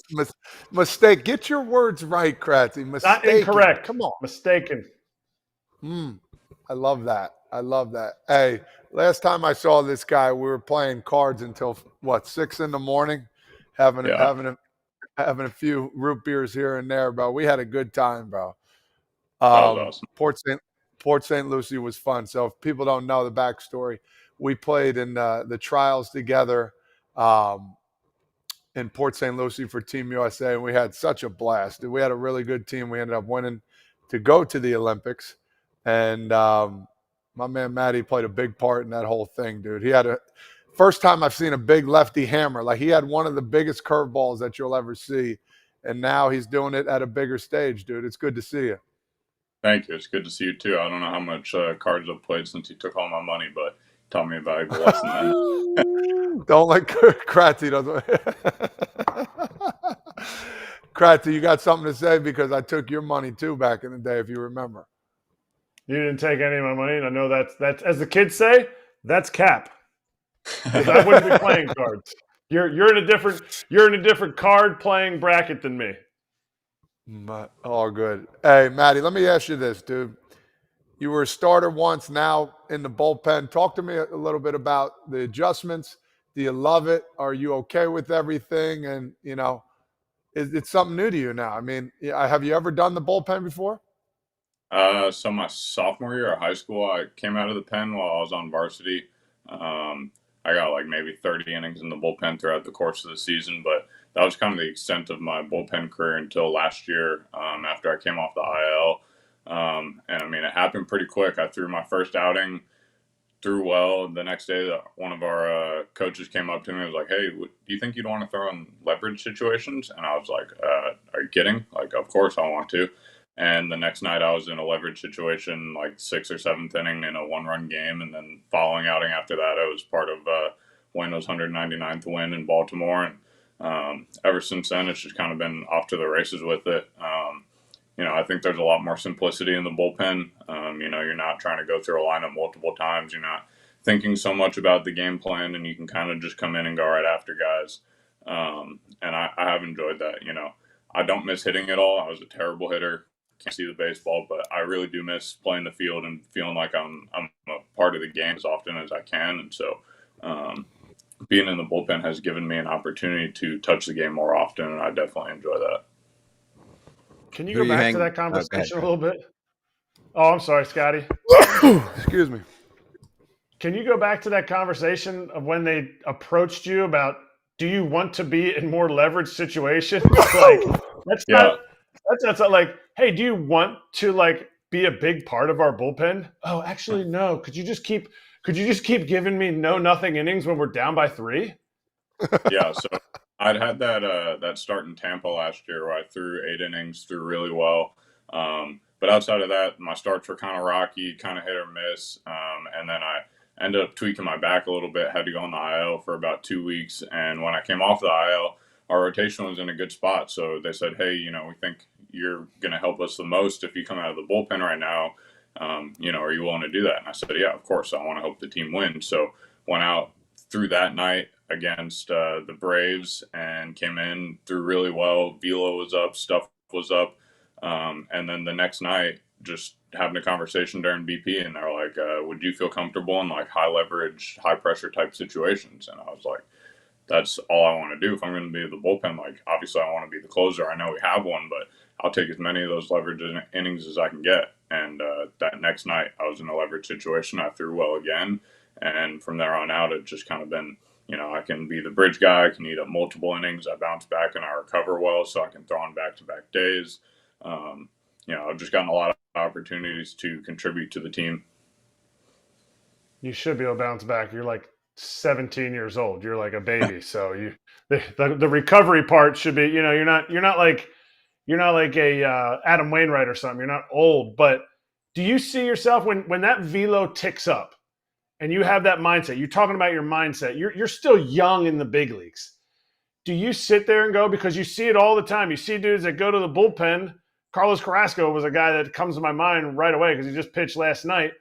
They go to the bullpen, they find 97 and 99, and then they come back and start, and they're, for the first few years of starting, they keep the 97, 99. I'm like, whoa. No. That's not how it's supposed to go. But you are kind of going through that now.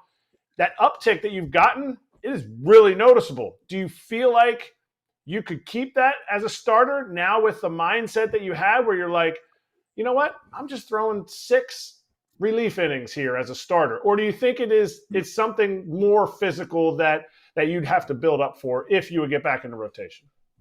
I'd say the only thing physical is building up the stamina. If you're going to start going multiple up downs like that, you get to, 4th, 5th, 6th up down, and you're not built up to be a starter. I feel like that's when you really start feeling those effects. But I mean, if you look back at, I used the Tampa outing again because that was one of my better ones, but like the velo held the same as it's been in the bullpen through that entire start, and that was 100 pitches over 8 innings. So I know it's in there. I think it's just a matter of bringing it out consistently, and the bullpen has definitely simplified the process for me and made it easier to just worry about going out and getting outs.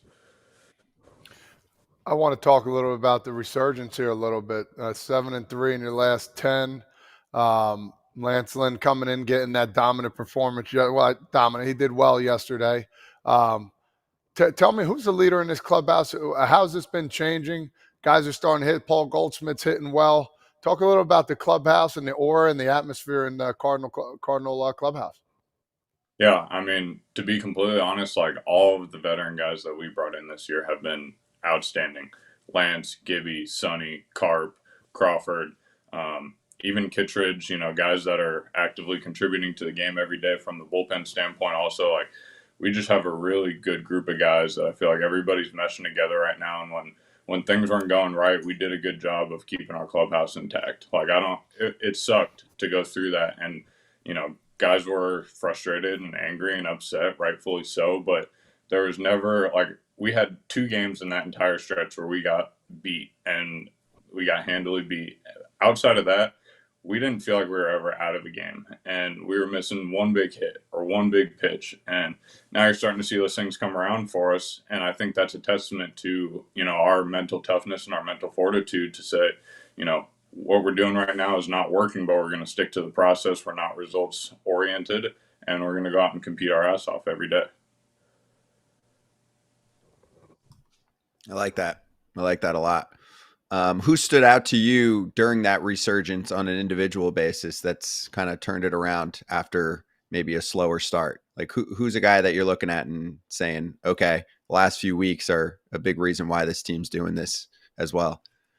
I think the easy one for me is Nolan Gorman. I've seen him play for a long time, and I know where he's at now is not where he necessarily wants to be, but the bit of resurgence that he's had and the power that he's shown recently, and really the timing of it has been very clutch for us. They call him Go Ahead Gorman for a reason. If you look at most of the home runs that he's hit, they've been in big moments where we need a run or a hit or whatever, and he's been a very clutch guy for us lately. So I think that coupled with the clubhouse culture and the energy and the just belief and trust in who we are and what we're doing has been big factors in us turning this thing around.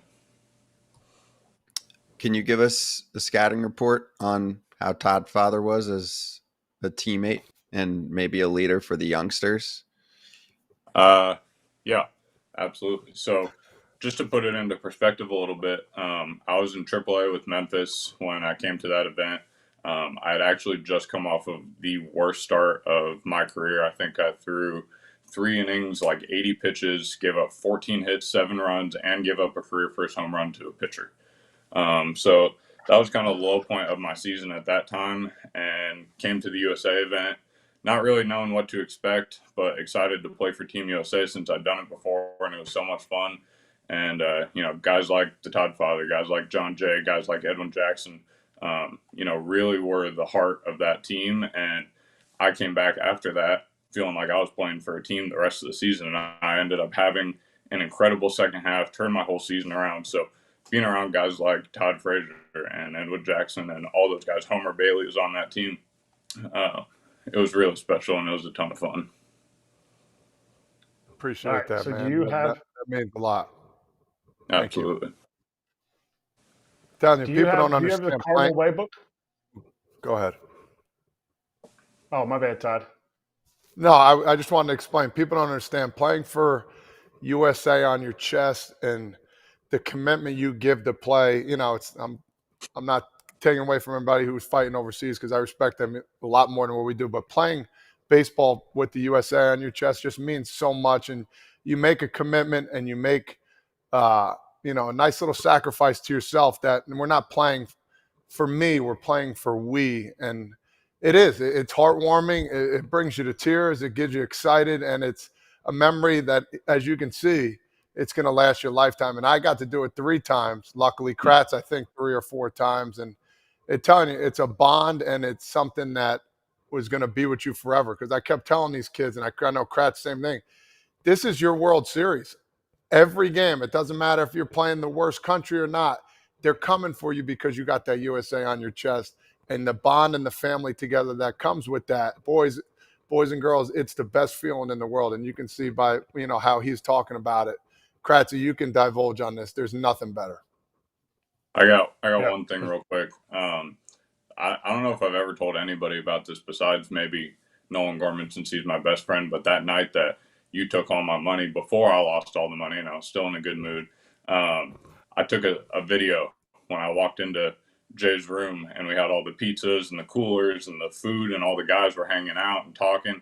And I took a video, and on the video I captioned it, "This is what a winning team looks like." And that was before we had played our first game. And I just knew, based off of the way the guys were, the way we were interacting, the way we were hanging out, like there's nothing that could rip us apart, and there's nothing that could stop us from accomplishing what our goal was. And so I've used that as my baseline for gauging a clubhouse ever since then. That was really the first time since I've been in pro ball that I was a part of a winning team, and I knew what a winning clubhouse looked like after that. So, I feel like even though I didn't get to go to the Olympics, that was an invaluable part of my career. No doubt. Well said. How important is that? We had a pretty heated debate the other day about how good teams have team dinners and all that stuff, and some people on the show said, team dinners don't mean anything. Like, we had team dinners on crappy teams. But how valuable is that? And is that something that you as a young player try to help duplicate on a team with veterans? Yeah. I've talked about this a lot with some of my buddies on the team recently and over the past couple months, but I think that's the most important thing. And I think especially at the big league level, that should be the first and foremost thing that is, on everybody's minds. I think if you make it to the big leagues, you're talented enough to stay in the big leagues if you consistently have your best day. And so then the battle becomes, how consistently can I have my best day? And that doesn't have as much to do with the skill set that you have as much as it has to do with the mindset that you have. And so, figuring out how to pull the best day out of guys as a teammate, I think is one of the most valuable things that you can do. And if you can create a culture where guys are holding each other accountable and doing that on a consistent basis, that's how you create a winning team. Anybody can beat anybody in baseball. It's not football or basketball where you get a guy who's bigger than everybody and he can just out physical everyone on the field. There's a mental side to this game. There's an art to it. It's not just a science. And so, there's a lot of intangibles that you can't measure with analytics that make teams win games. And so if anybody can beat anybody, that means anybody could win the World Series if they're hot for long enough. And usually when teams are hot, they're having fun, they're playing together, the culture is good. I don't know many teams that have won the World Series and it's like, yeah, we hated our teammates, we didn't get along, we didn't hang out, you know? Yeah, I like that. What about having an edge?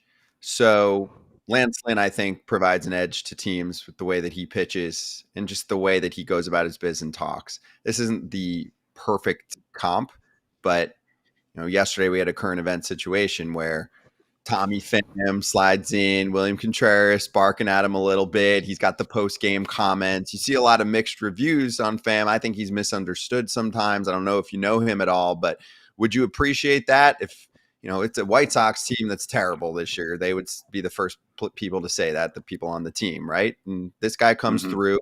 Now they're going through it right now, but they've had some better times with him when he first signed on, and he gives you something else. And also, if you do get in a fight, he's probably going to be right behind you, ready to go. Yeah. I mean, hard for me to comment on any situation that I'm not experiencing in person, because as you guys know and have experienced what you see in the media and on TV, as much as we know, having experienced some of it, you don't know unless you're there. And so, like, from talking, I know Pham has been with the Cardinals, and a lot of the guys here have met him, but I have not. And talking to a lot of them, he's a guy that if he's playing for you, you love him because he's going to go to war for you. And if you're playing against him, you hate him because he's going to go to war for his guys.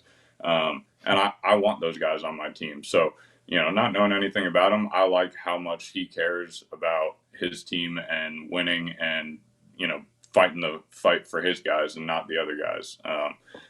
Now, I can't speak on how he is in the clubhouse or how he is as a teammate, but, Lance Lynn is a good comp for that. Like, you hate competing against him. I think Mason Wynn is one of the best comps in the game right now for that. Like, I know so many guys that cannot stand him on the other side of the field as them. But to me, he's one of my favorite teammates I've ever had. There's nobody that I want playing shortstop behind me over him. He's constantly chirping me on the mound in a good way. Every time he gets out and he comes back onto the field, he's letting you know that he's not carrying that at bat with him and he's behind you and he wants to make plays. Like, yeah, he gets angry and he yells sometimes and stuff, but that never takes away from what he's able to contribute to the team. Love that. Last one. Most impressive team that you've faced so far this season? I mean, the Dodgers opening series of the year were pretty unbelievable. That rotation they ran out of 1-2-3 with Yamamoto, Glasnow, and Bobby Miller was pretty incredible. But overall, honestly, I'd say the Phillies. I felt like we didn't play our brand of baseball up until this last good stretch or so, and so going out against the Phillies and really competing against them, they're a really well-rounded team. Awesome. Matt, great to have you on. Todd Father, give him the goodbye, and you got to buy him dinner Appreciate or something, big man. Dog. Go out there, finish strong. All right, man. Would you sweep him in Sounds poker? What were you doing? Blackjack. Blackjack. I was damn. the house because I said, hey, Because the house, listen. the Go house ahead, always Kratz, what? wins. And that's The house not true always at all. wins. I listen. I said I'm the house. Bet what you want, and let's have some fun. Yeah, it was a great time. I just lost a lot of money. But he gained it back with the knowledge I gave to him, and now on the plane flights, he understands what he should do. It was worth every penny. Be the house. Be the house. Matt, awesome having you. Appreciate it, man. Good to talk to you. Yeah, thank you guys for having me on. Thank you, Matthew Liberatore, St. Louis Cardinals reliever, with us on FT. Let's get right to injury suck.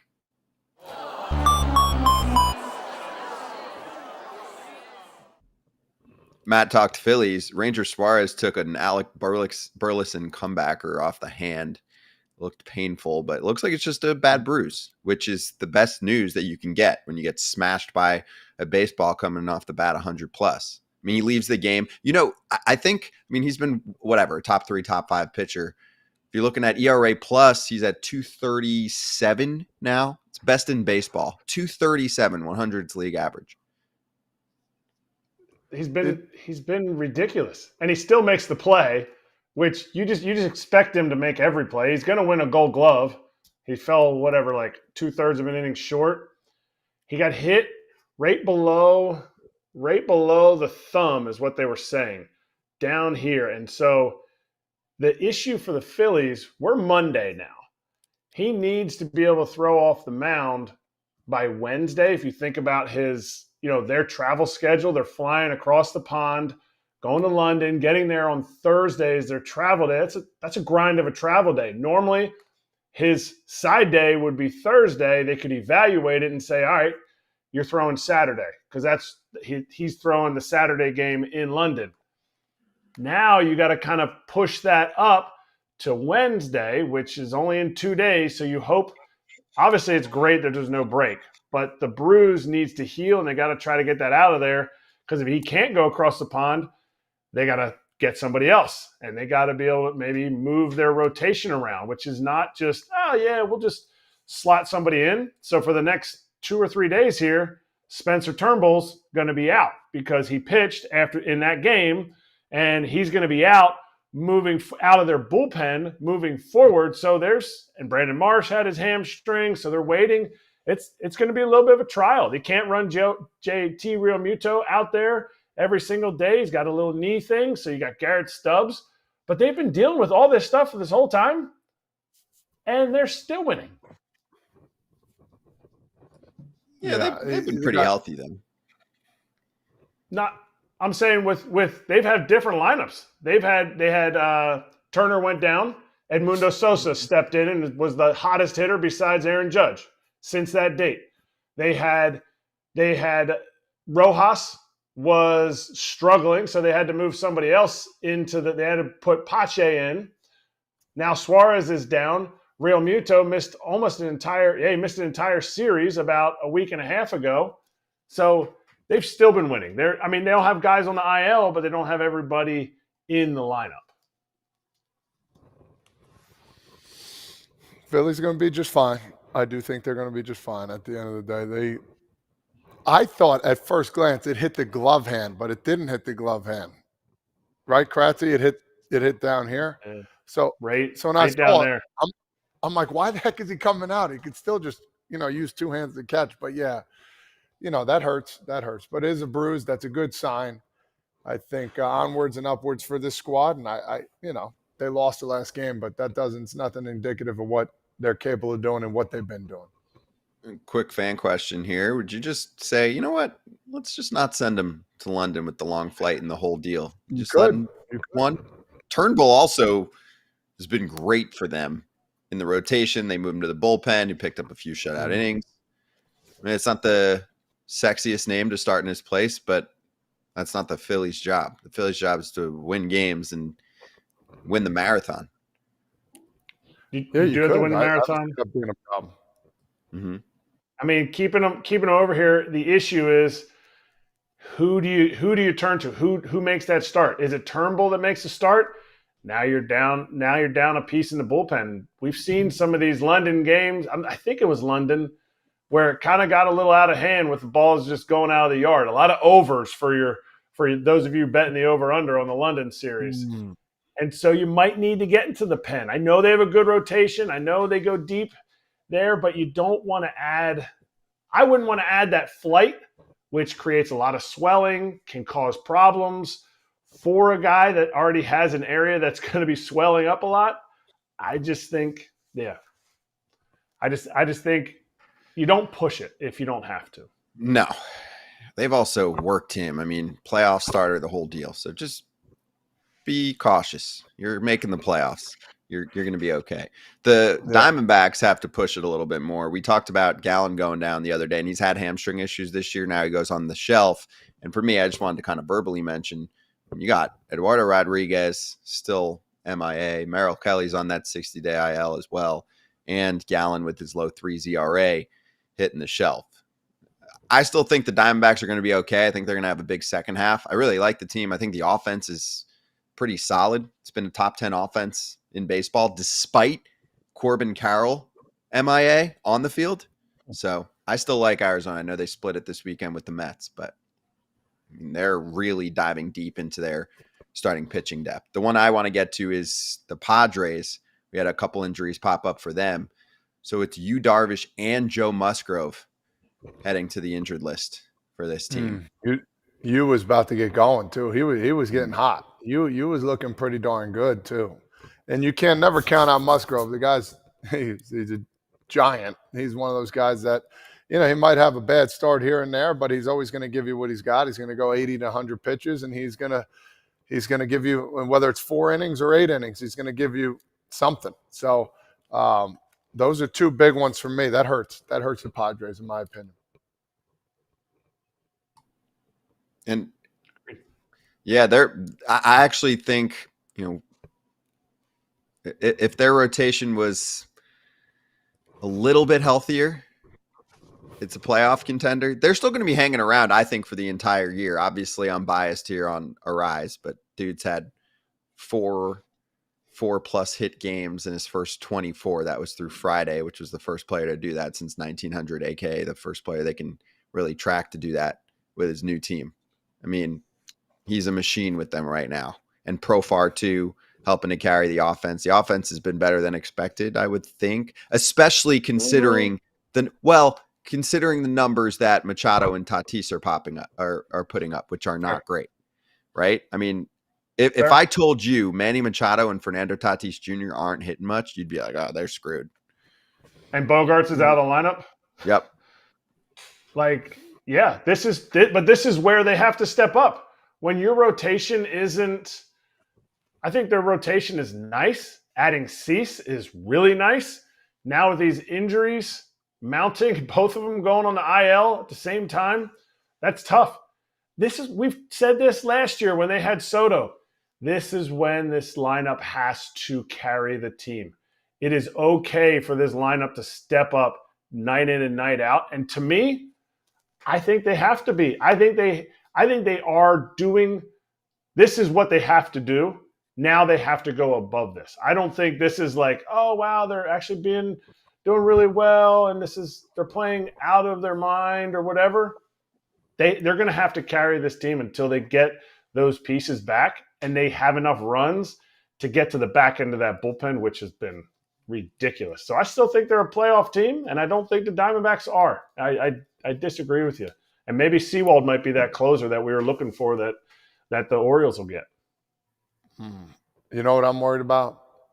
Blake Snell. I mean, I don't know. Is it because he didn't have a full spring training? There's something wrong with Scott's head, Eric. Something going on there. He's agreeing with you constantly. Bobblehead day. Yeah, he said it last week. Ah, man, dude, did he have – listen, and I'm not calling the guy out. I think it's a travesty. I think it's terrible. Like, what was his offseason like? What was the training like? Was it different? Was it just going in like, I'm going to make this squad. I'm going to get this and that. I don't know. And like I said, I'm not calling him out, but there's something – the injuries, it's just crazy to me seeing what's going on to this guy. I feel terrible for him. Yeah, and he said it. He even said it in that – if you watch the whole interview, he talked about how – he's like, he did everything to get ready for the season, but just the little intricacies of missing spring training are affecting him. Whatever that is, I bet it's different for different guys. Some guys used to put moldeds on as position players and not get into their metal, put their nails on until, halfway through spring training. Like you can't mimic that. I know Shanwell, what was he doing? Like standing for 8 hours a day? Yeah. Leading up to training? Like we laugh about it, but there is something to that. There's something to putting your uniform on, throwing a bullpen with your guys, getting your PFPs in, throwing your 3 innings in your first start, your 5 innings, and just that adrenaline that gets your body going. So hopefully it looked like, what are they calling it now? The adductor or whatever. Hopefully his groin injury is what it looked like he had is a quick heal for him. But man, it's just tough start. Blake Snell is a giant in 2025. I don't think he's opting out. I think he's a giant in 2025. We have a nice clean off season, spring training, the whole deal, and then you can see what happens. You start getting up there in age, but whatever. It was a disaster. The mistake was made. Should have signed with the Yanks for whatever that offer was, mid 100s. But it is what it is. Dude's rich. He'll be fine. Good pitcher, and I think it'll be to the Giants' benefit. They got a lot of good arms in that rotation.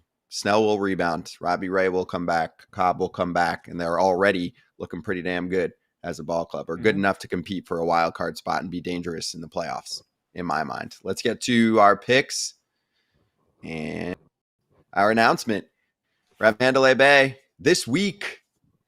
Kipnis, Kratz, myself, BetMGM Poker Championship at Aria. We'll do our show from Mandalay Bay and then swing over to Aria to play a little poker act Thursday and Friday. So you'll see us all together on set for special shows Thursday, Friday from Vegas. It'll be nice and early for us, West Coast time. So check that out. Also, are you bringing the trophy? See, I had this. Very nice. Do you guys have yours? Here, why don't you guys show yours? Oh, I got mine right here. Oh, you do? Mine's a little heavier too. Mine's a little bigger and heavier. Oh, so we're just bringing out any trophies? I'm sorry, I didn't bring my Emmys with me today. My bad. Need them. All right, Mets Nationals is your free game of the day, 6:45 East Coast time. If you want to check that game out for free in the BetMGM app, live streaming is available to all BetMGM customers who are logged in and have funded accounts. You've got Tyler McGill matching up against Mackenzie Gore. Go give it a look. Mets split that series after the disaster earlier with the Jorge Lopez situation, which we covered in depth. You can catch multiple shows and podcasts if you're listening to get more info on that. Friday's locks, I lost. Barrios didn't hit his case for Kratz, but Todd Father and Jonathan Papelbon are just on absolute heaters right now to start the season. So if you're looking to win big, those two are up 4 figures on the year. And Todd Father's not just up. He's 12-14. That's terrible. That's not terrible, and he also does a lot of plus money bets. But Todd Father is, I was going to mention this, not only up $1,915 on the year, and we keep receipts, but he's 9-4. So he's doing it all right now. So Todd, you're 23-13. That's pretty good. I thought I'm 23-23. You might have to tweak that, but I'll take it for today. But it might say 23. Yeah. It's going to say 24 and 23 tomorrow. But Todd, you got to give us the goods because I'm telling whatever you're putting on the table these days. Well, I'm going with the Baltimore Orioles, -1 and a hook. I honestly am drawing a blank on who they're playing tonight, which is terrible. But they got the Blue Jays in Toronto. They're facing Kevin Gausman, who's been throwing better, but Grayson Rodriguez has had a great year so far. I see them winning probably like a 7-3. -1.5, 300 to win, 450 at +150. Boom, there you go. I'm telling Kratz, what do you got? That's real. I'm going San Diego money line, and I'm parlaying that with Matt Waldron over 4.5 Ks. He has hit that mark 4 of his last 4 games and 7 of his 11 starts, and he's facing the Angels, the Angels, and it's going to be a lot of punch-outs. The knuckleball in his last 5 starts actually has been dancing. I like it. Tell me if you guys are into this one. You got Scooble tonight for the Tigers. I know they haven't been great. They just optioned Spencer Torkelson too. If you want more info on that, go back to the top of the show. But he's going up against Evaldi. Evaldi did the 3 innings when he came back, 37 pitches. Probably still going to be a little restricted. Last time they piggybacked him with Heaney. They can't do that this time because he started. And Detroit's actually raking in the last month against right-handed pitching if you look at most of their numbers. So I actually think it's a decent play, especially when it's at -110. I thought they'd be favored. I thought there'd be a little more tilted towards Detroit in this one. So I'll take it. And same thing if you go on the opposite side of the spectrum. Not only is Tarek Skubal ridiculous, but the Rangers don't look good against Southpaws over the last 30 days. I used as a sample one of the worst teams during that stretch by some of the numbers that I look at, OPS plus, WOBA, etc. So that's my play. 110 to win. You know what? Screw it. I'm cold right now. 220 to win 200 tonight for Detroit money line. We'll see what happens. Swing for the fences. If you have the app, you can get single, double, homer, fly out, the whole deal. If you play the free promotion in the BetMGM Sportsbook for account holders, You swing for the fences. You have the opportunity to win a reward if you get a hit, and reward types include parlay boost tokens, odds boost tokens, SGP boost tokens, bonus spins if you're in a casino eligible state, and bonus bets. All rewards expire in 24 hours. Gambling problem or concern? Call 1-800-GAMBLER.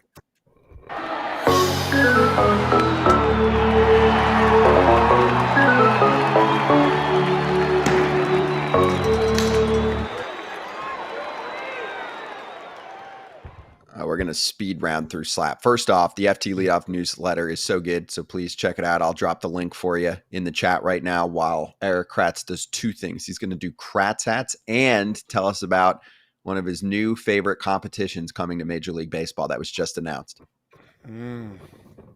First of all, Kratz hats. This is the one that Todd got.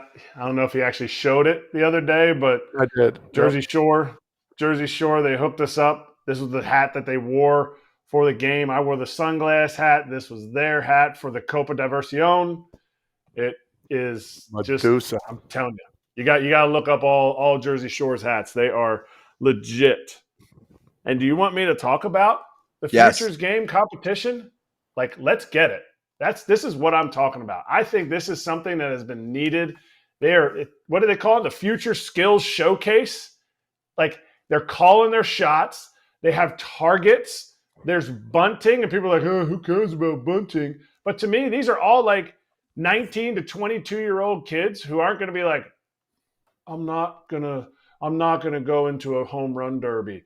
And this showcases the talent that these dudes have. Mason Wynn the other year, he threw 100 in the Futures Game across the diamond. Like, let's get it. Let's see what these guys. To me, we're a run and gun Twitter like nation right now. Let's see some of these pitchers give us a run and gun. If they're feeling it as a prospect, see who can touch 110 on a run and gun. Like, that's the kind of stuff I loved when hockey had the slap shot. Who has the hardest slap shot in hockey? This sells the game, and I will be there for it. Literally, I want to get tickets and get there for it because we're going to be out in Texas. Yeah, agreed. I'll be short and sweet. This is pretty cool. I can't wait to watch this. This is going to be interesting. Calling your own shot. Let's go. I love it. Mm-hmm. Yeah, sign me up for this. I mean, I know you want it at the Major League level too, but baby steps, okay? Baby steps. You're a baby. Thank you. I'm a baby. I'll say that. I'm a baby. All right. Speaking of babies, Connor Norby is getting called up. Another great Orioles hitting prospect with the Mateo injury news. So we'll see what he does. Another hitting prospect. Weird. Yeah, he's been smashing in the minors for this team, so he gets his chance. By the way, some fans wanted us to mention Reed Detmers got optioned also this weekend. And here's a guy that's got all the talent, in my mind, stuff-wise in the world. And it was a weird kind of turnaround for him over the last, what has it been? I think 8 starts now that he kind of unraveled for the team. But 5 runs, 4 hits, 4 walks in 3 2/3 against the Mariners. And they're like, dude, if you can't get through the Mariners, we got to just send you back down and work on things again. So I think he'll be okay. I don't know. The game plan kind of changed for him. We can get into that maybe later this week. One more. Try to get his pitch back. Mm-hmm. How about the Seattle Mariners making an? I want a hot dog. Victor Robles, signed by Seattle. Okay. Another boring division. Do you think they'll catch I like lightning in a Victor. bottle? I think he's great, but there's nothing to wow you, you know? It's kind of like picking me up when I played. Oh, cool. Yeah, he was DFA'd by the Nationals. I just remember at one point he was in the Arizona Fall League, and it was like him and Acuna, and they're like, who's going to be better? Oof. It just hasn't worked out for him. He's had a lot of struggles. He's had some injuries too in the last couple of years because he was a little bit better last year, but saw a little bit of pop from him. Really, that only year I think in 2019. And then he went back to more of like your line drive, ground ball, when you beat it out style. But he just hasn't found his identity. So we'll see if things can be helpful for him in Seattle. And Dodgers territory is coming up next, which includes a live post-game show from Alana and Clint for the first time. They're going to try this out. So they'll talk about it on today's show coming up next, but Pirates on Wednesday, live instant reaction on Dodgers territory on their YouTube channel. We'll flip right to that show as we hit the music here and say goodbye. But as soon as Last Out is recorded in Dodgers Pirates on Wednesday, you can check them out. So go take a look. We didn't have time for all the cute puppies. Sorry, Kratzy. Is that what you Paul wanted Skeens to? Day. Paul Skeens Day. Oh, on Paul's Wednesday. He's trying out for the Dodgers. That's his first tryout for the Dodgers. He'll have like 6 more years of one tryout. So That's cold, but we're showing puppies at Dodger Stadium. Bark for, what's it called? Bark at the park. Bark at the park. That was awesome. Bella. Pretty cool. Bella's sleeping right here. We'll see you Tuesday. Dodgers territory, flipping on your YouTube channel Got right peanut now. butter Don't go down anywhere. there.